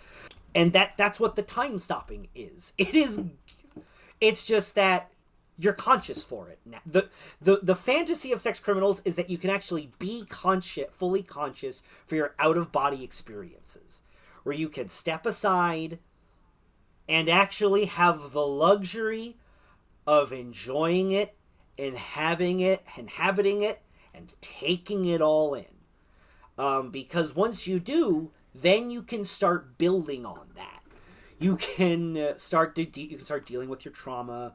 You can start interrogating your own sexuality, realizing you don't like it, or like it this way, or you actually like it this other way. Turns out, sex doesn't turn you on after all. Just sheer unadulterated thrill gives you an erotic out-of-body experience. Like, people can use it for ill. People can use it to hurt people. That's just... But, there's no separating it. There's no beating it. Yeah, you have to take it all in. And sex criminals, again, in only 31 issues, which is a healthy length for a comic run, but for a lot of them is still pretty short. Definitely. It covers a ton of ground. And in the time it came out, when like nerd culture was kind of ascendant, but I do feel like we were becoming more open and frank about sexual conversations. Before girls, of that era too. Yeah, more women were talking about it again, which is something that unfortunately comes in phases. People are allowed to. Women are allowed to talk about sex, then they're suddenly not allowed to anymore. And then they're allowed to talk about it again, then they're not allowed to. As long as they don't have buckle fat in GTA 6, then it's fine. As long as there's no buckle fat in GTA 6, we're good. Those Honestly, women's there's a pretty good cheeks chance have gotta there won't look be. I just hollow. It's my understanding of those games. All women need to look like they're in the middle of drinking a very thick milkshake. That is, we've decided that's the most erotic a woman can look. I mean, it's interesting you say, because Justin, my take on the time stopping is a little different, I think. But I'm to me, I feel like the obvious metaphor, immediately reading it is within the first few issues. I'm like, oh, this is like coming. This is like she's experiencing, she's coming for the first time or having an orgasm, and that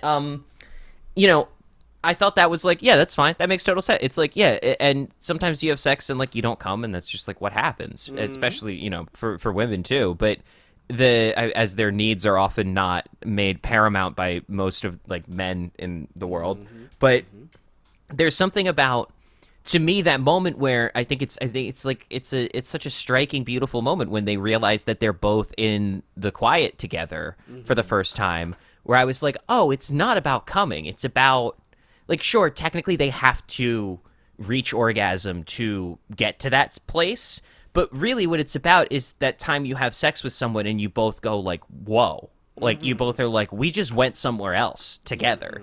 Like, we're not just ramming parts together and trying to, like, make something, give ourselves, like, just a physiological response. It's like, no, it literally warps how your brain starts to think about yourself and this other person. And I think this did a really great job of depicting sex as a conversation, sex as a thing that it's like sex is dialogue, because you cannot have sex with just yourself. Like, I mean, I watched someone do it in Thundercrack, but that was a very different circumstance. And even then I'm being facetious. That was masturbation, but you know, and this touches on masturbation and like the idea of that. But is a I don't know. I penis think pump it's not a person tie? Do they not? do you cut them and they not bleed? Your Honor, Your Honor, my penis pump has a soul. Your Honor, If my penis pump is not real. Your Honor, this 1970s penis pump has the same rights as any U.S. citizen. It has a pull start cord. Yeah, thank God we got a through line. Good bit, everyone. This rip-start diesel-powered can swear on a Bible just like any filling U.S. up the citizen. tank on my sex pump these days. I'm bleeding at the pump. I need to get one of those solar-powered penis pumps. It's green. You gotta get Can't have a wind-powered penis pump. There's no air in my bedroom. Sorry, folks. My water-powered penis pump. My hydroelectric. I gotta take my hydroelectric penis pump down to the creek so it can build up a charge. Mine's like one of those emergency flashlights that you have to crank like a bunch, and then you let it run. But then, like, it's dangerous because if it stops midway through, that's a real problem. You gotta go back up again, you know. Oh no! It's stuck on the downstroke. I gotta You gotta crank so you can crank. So this has been a wonderful discussion of the comic book Sex Criminals. It's beautiful, I'm going to folks. give anyone here who might now be interested in reading it an out, as we're gonna spend a little bit of time talking about the final issue, which seems to be an interesting topic. So I'm just gonna give everybody who wants to step away a chance to step away, and we will start talking about the last issue. You're talking about issue 69. I'm talking about issue 69. I had a lot of kind of like a little time jump issue that. You know, it takes place at a wedding a certain amount of time after the events of the series. I reread this book like a couple months ago now at this point, so some of the details are a little fuzzy about me. But I remember reading this for the first time, and I was happy to see all my favorite characters again. But I remember feeling a profound disappointment that John and Susie were not together. That, like, you know, I love them together. I want to see these characters that I like end up together. Revisiting it now, 6 years later, it was a bit of like, hey, I more like understand this kind of like elevated, mature choice that they're making here. And also, there is you know, I'm not going to say they hint that they will get back together, but I think the book certainly opens the door to the idea that, like, they might end up back together at some point. Like, these two people might keep coming back to each other, holding each other's pinkies in the sand, you know. I think these are two people who are inextricably bonded, whether or not they end up in, like, a final romantic relationship together. I feel like the part of me that just wanted a happy ending, that just wanted them to be together, was very upset. But yeah, I respect it. I respect the choice. I think it's an interesting move. I do think it's a little bit just the same ending again from the ending, you know, from the end of volume 5 or volume 6, like issue 5, where they're laying together. And I understand that this is like an epilogue that's included in volume 6 is part of it. But I found like the going back to it, and like I don't need to know if they end up together, if they stay together, or if they're together forever.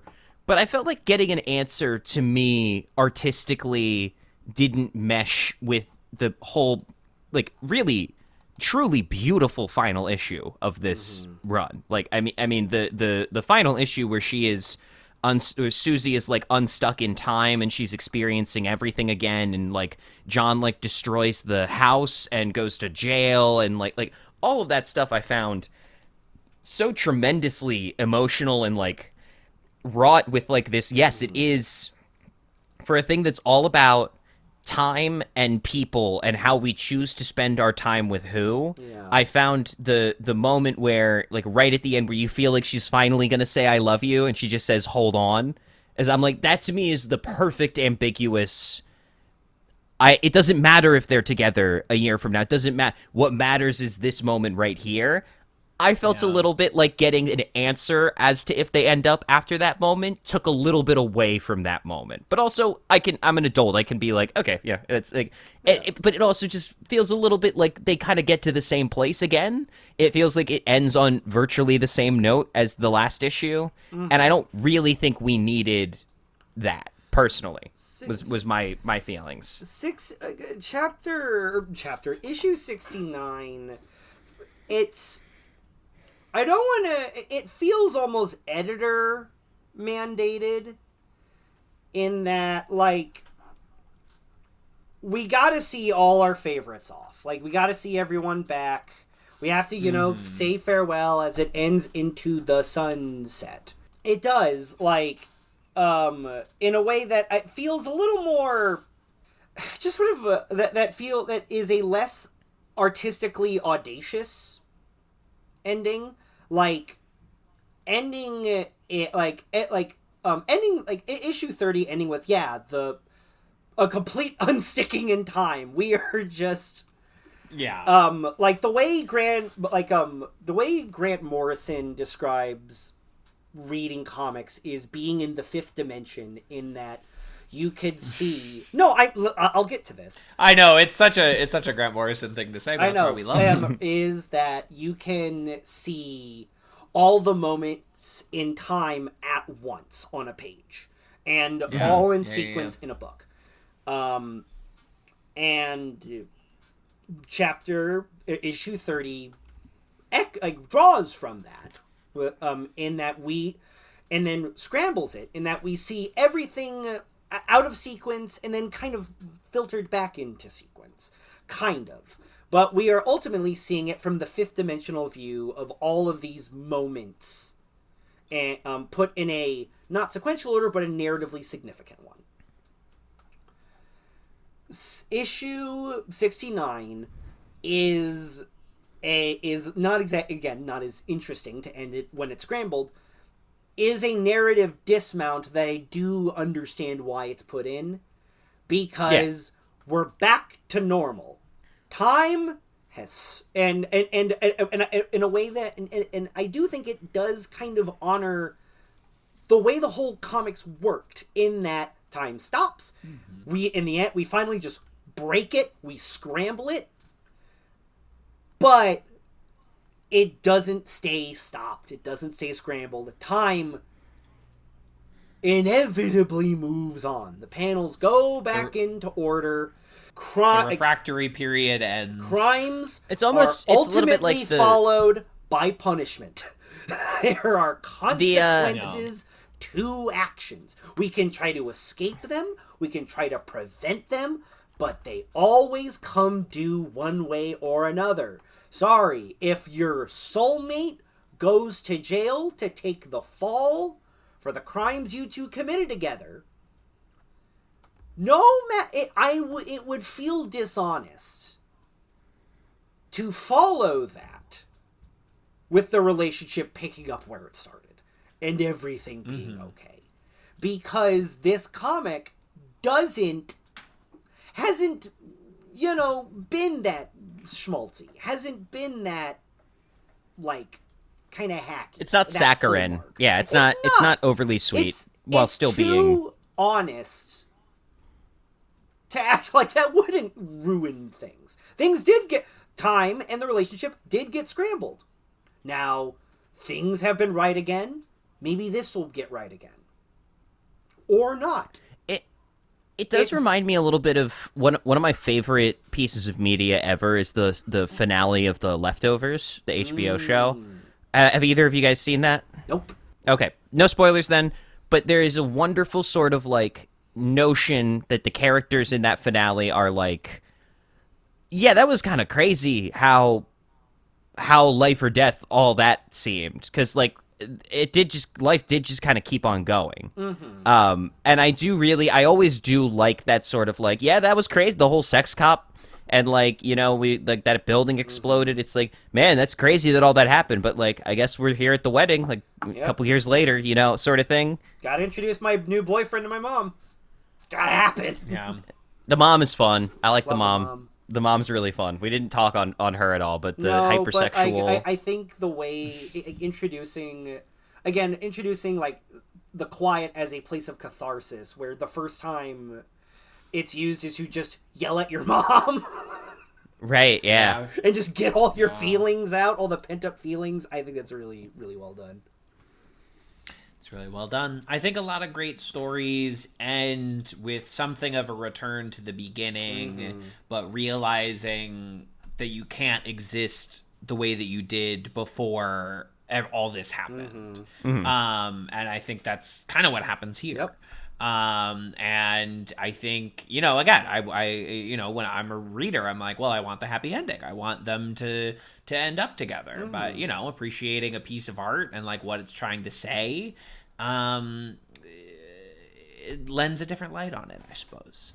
And I don't know, Sex Criminals is a great comic. And if you're still listening to this, go pick it up. It's my favorite comic. It's one of my favorite things. It's absolutely worth reading. It won't take you very long. It's very light. It's very funny. It's only 31, 32 issues, something like that. So, well, Kevin, it's funny. It's funny you breezy mentioned that read. because I've been sitting on a bit of a bomb drop here. I wanted to wait until pretty much the episode was in the can before I revealed this, but would it surprise you two to know that I read this entire thing today? All 700 pages of it. I read it today in this chair. I am the queen of putting shit off. I am always putting shit off. Yeah.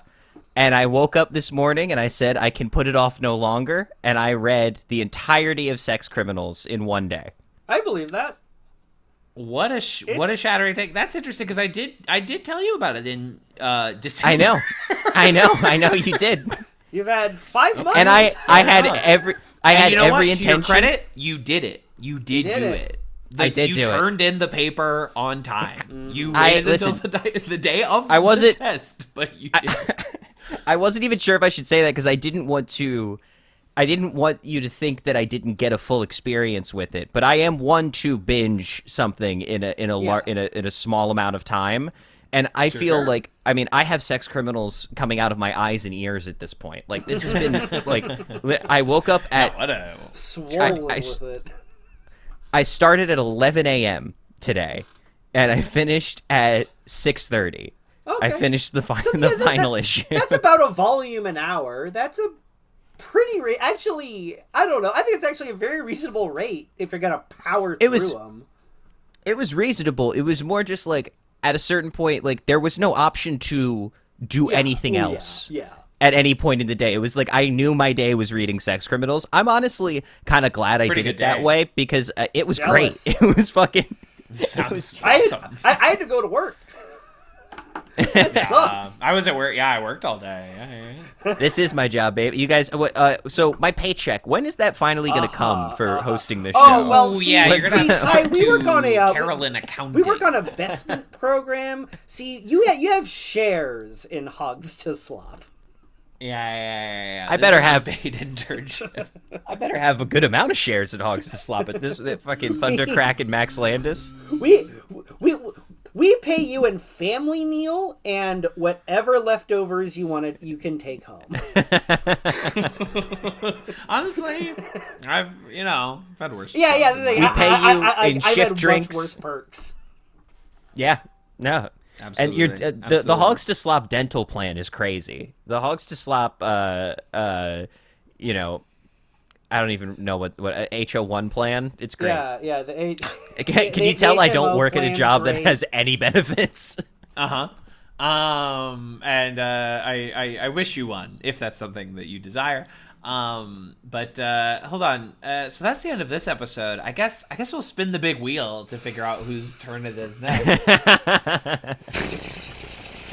and it's just me. It's just me, like, on a knife throwing wheel.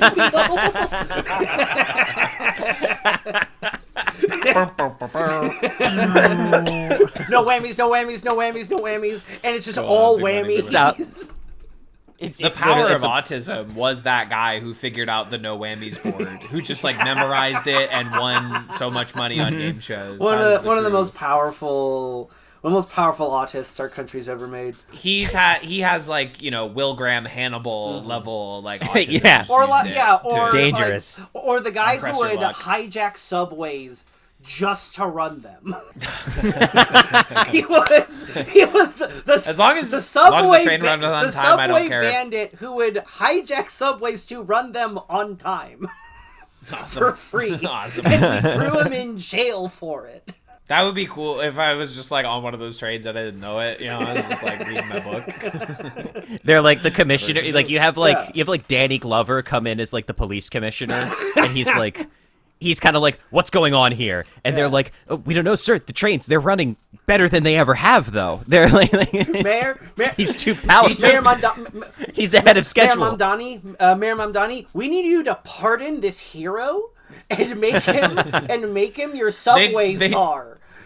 They took Pelham 123 to get it there by 123. Like they were, you know, he was like, this train will be on time. If you can throw Curtis Sliwa a bone, you can save this champion of the people. This Jesse honestly, James of the modern age. The people's hero. The one they deserve right now. The boy and the people we need. But you know what is that the people deserve? A pick from me, Justin Germerov. And look, I know my reputation precedes me. I know the kind of mark I've made on this show. So, I'm gonna be nice. I'm gonna build goodwill. Okay. Community building, trust. I'm going to build trust with my co-hosts, just to be transparent, so that I can spoil it later on the stuff I actually want to talk about. Right, you build up goodwill. So But I gotta bank it. I want to be clear for a minute. You can pick whatever you want. I you know, can pick I know, there's no but rules. I disagree. I also want you. Your Honor. To Your Honor, my plaintiff is going to defend himself on the stand. Thank you, Your Honor. I here stand by that it's sometimes important to like things that aren't good. But I will pick something that is good, that is fun, and that I think is very within our wheelhouse. It's an artist we've touched on, we've talked around, and it's high time. It's time we rip the Band-Aid off and talk about him. Topo Gijo. No. Honestly, that deserves to be a slop along. That doesn't deserve the retrospective, greater experience of talking about. My next pick is by one of America's great slop artists, one that all of us have spoken very fondly of. I'm picking for our next movie Paul W.S. Anderson's The Three Musketeers. Whoa! Justin Germerov, I had just pulled this movie aside to say I should watch this soon. This is the best day of my life. Good. I had put custom poster and backdrop on it on Letterboxd and everything. Oh, wow. Wow. What a beautiful day. Hey, hats off. And I am Hats off. going to also stake the following pick. Ooh. Way out in the yonder. So in September. Oh, so this one's long. Is what you're yes. saying. September pending no like stuff we got to tackle now. Any new developments we got to hit the press on. Anything in the theaters. In September, I would like to talk a comic, or more specifically, a manga. Ooh. By I'm going across the pond to old Japan. go across the Pacific, innit? Your Honor, my plaintiff. to ye old Tokyo town. Where the samurai say with in the it, shogun. innit? You gonna go talk to the shogun? With the where you nip down to the pub to get a ramen and a sake, Beans on toast. fish on rice in it. The bleeding emperor's at it again. Oh, my bleeding bento box. I dropped it. The bleeding prime minister just got blasted by 6 fireworks in a PVC pipe. You have no idea how gratified I was to see Shinzo Abe blown away. What else do I have to say? And we didn't start the fire too. Anyway, I want to talk a manga that I read as it was coming out as a translation. I have the translation downloaded on my hard drive because this manga has never been released in English. Oh, hell yeah. And it probably never will. Oh. It's by one of my favorite mangaka, Naoki Urasawa, and the comic we're talking is Billy Bat. Billy Bat. All right. Now this is not Billy Bat's, the guy Joe Pesci gang curb stomps in Goodfellas. This is not Billy Bat's. No. And it's not Billy Bat's son. Billy Batson, the young Shazam. boy who turns into a large red man. Turns into Zachary Levi, actually. It turns into Zachary Levi. He says Shazam, and then like within half a second he is on Instagram Live. It like happens instantaneously. You can only Shazam on Instagram Live to tell people to see his movie. I'm not even that upset that no one saw it. Billy Batson, a boy who says a magic word that turns into Harold in the purple crayon. Cool. All right. Do we get to know what Billy Bat is about, or is this just? Are we just? Yeah. Billy Bat is a time-jumping conspiracy thriller. Looks awesome. It does look really this cool. Looks so fucking cool. In which a Japanese-American comic artist realizes that, finds out that someone in Japan, when he was there serving in World War II, also draws the exact same hit character he does, Billy Bat. And then he finds out people across history have been drawing this bat. Oh, wow. I love this guy's and little we'll smirk. find out why. Yeah, this is gonna be Billy fun. Bat's a great Can't character. wait. Oh, this sounds awesome. All right, Justin. Good. Yeah, okay. Justin. All right, redemption All arc right. beginning. Redemption arc beginning. Because what spoilers I have in store. So I'm gonna do my be reading damnedest Billy Bat not to read and playing Mario Sunshine. all of. Don't forget, it would be really fun. I was thinking about you playing Mario Sunshine all in one day, like I did with. No, I've Sex Criminals. got like 15 shines. I'm just kind of, I pick 15. it up and I do a couple shines at a time, and then I do something else. And then you have to There pick you go. yourself up off the floor because you just fell to your So I'm the balled ground over. in ecstasy. I'm kneeling. Yeah, and, you're like- I'm kneeling and praise to You're our literally- Lord. Kevin, did you have anything else you wanted to say about Sex Criminals? No, I think everything. we fucking got it. Yeah. Slam dunk, swish. We said it. I'm glad you all enjoyed it. I had very little doubt that you would. It's great. I love my collection, and it's one of my favorite things. Check it out. Check it out.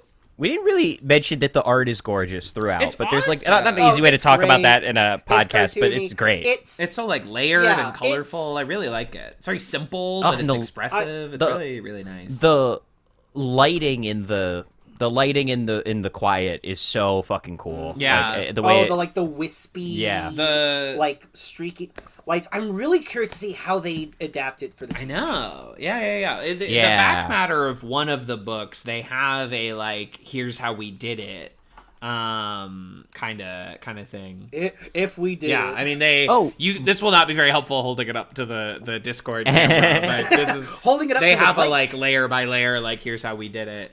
There's also bonus Sex Criminals books. I don't know if y'all know about this. There's Just the Tips, which is their comedy sex advice book. And there's also Letter Daddies, which collects all the letters from the back of Sex Criminals issues. They used to have a very funny back and forth with their readers, and they collected that into a volume.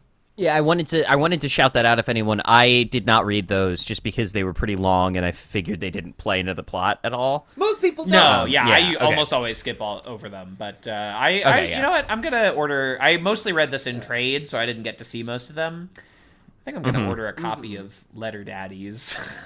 From what I read, it was funny. I didn't read all of them. Yeah. It's so funny. I mean, it has 5 reviews on Amazon.com, but they're all 5 stars. It's like, yeah, if you're buying this, like you're you know you're gonna like it. You know you're gonna like it. And I mean, at that point, you're licking the bag. I know, and I am Sex Criminals content. Yeah, I think I'm gonna order. You're licking something. Your Honor, my plaintiff needs more sex criminals than is available in the market. Your Honor, my client is down bad for Sex Criminals content. He's look at him, Honor. He's on his hands and knees, and he's begging like such a good boy.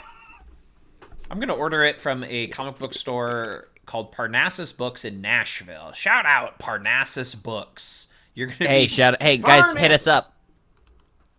Sponsor us. Did we ever read that fucking email we got from the guy who wrote the Bigfoot sex AI book? Werewolf sex. Oh yeah, werewolf sex book. No, we haven't done that. Well, you never got me a copy. I emailed him and he sent me, here it is, and there was no attachment, and I said there's no need to follow up with this further. Follow up. All right. I will follow up. I will read and review it separately. I will not subject you two to it if you don't want to. All right. He sent something with no attachment. He sent it with no attachment. Here you go. That's nothing. I mean, I think that check shows this the out. kind It's the Stephen A. Smith person tweet. It shows the kind of person we're dealing with here. I can't breathe. It's so funny. He sent us such a long email trying to pitch this book, and then he didn't even send it. Listen, Peepaw's been lonely in the big old empty house after Meemaw died. He's trying to find new things to keep him going, and musical werewolf erotica is what gets him out of bed every morning. And it keeps him sharp enough that he doesn't need to go in a home. Your Honor, my plaintiff. This book's gotta be a hit. Amazing stuff. Brilliant. Listen, sir, if you're listening to this, I'm on your team. I'm very pro us reading it. I am, sir, I will do the audiobook. I know you're going to use AI for it. I know you're going to get the TikTok lady who you at 75-year-old think is the most erotic sound you've ever heard. But jerk it. I hate that. Pop it. Twist it. Pull it. TikTok lady JOI. That's right. That exists, and someone's come to it thousands of times. Someone's on it, and this man, and the man who has wrote a great werewolf novel I haven't read. Friend of the show, he'll be on here soon enough. We'll get him on here. Did you ever hear back from the Lucky Number 11 review email that you sent? Never sent it. That was a lie. You didn't send it? No. You're crazy. Felt it would be weird. You and I are both highly intelligent people. Although I'm in much better physical shape. Once we do it, it'll be like, well, that's what that was like. And you'll hopefully go back to seeming weird to me. But right now, let's have intercourse. I mean, obviously you want to too. Just super quickly have intercourse. You could use the exercise. Sometimes my body wants things that my mind does not. My body wants things that make my mind go, a body what? We're animals, it's unfortunate. So come on, let's contortion it. I won't be back to normal till I see what your nipples look like. They're probably straightforward nipples. I won't know for sure until we stop wasting time talking about it and we super quickly. It'll only take a second at intercourse. Good thing I happen to have an old condom in my wallet. And all my people download this, let's get a Billboard #1. This has been a Talkback Podcast.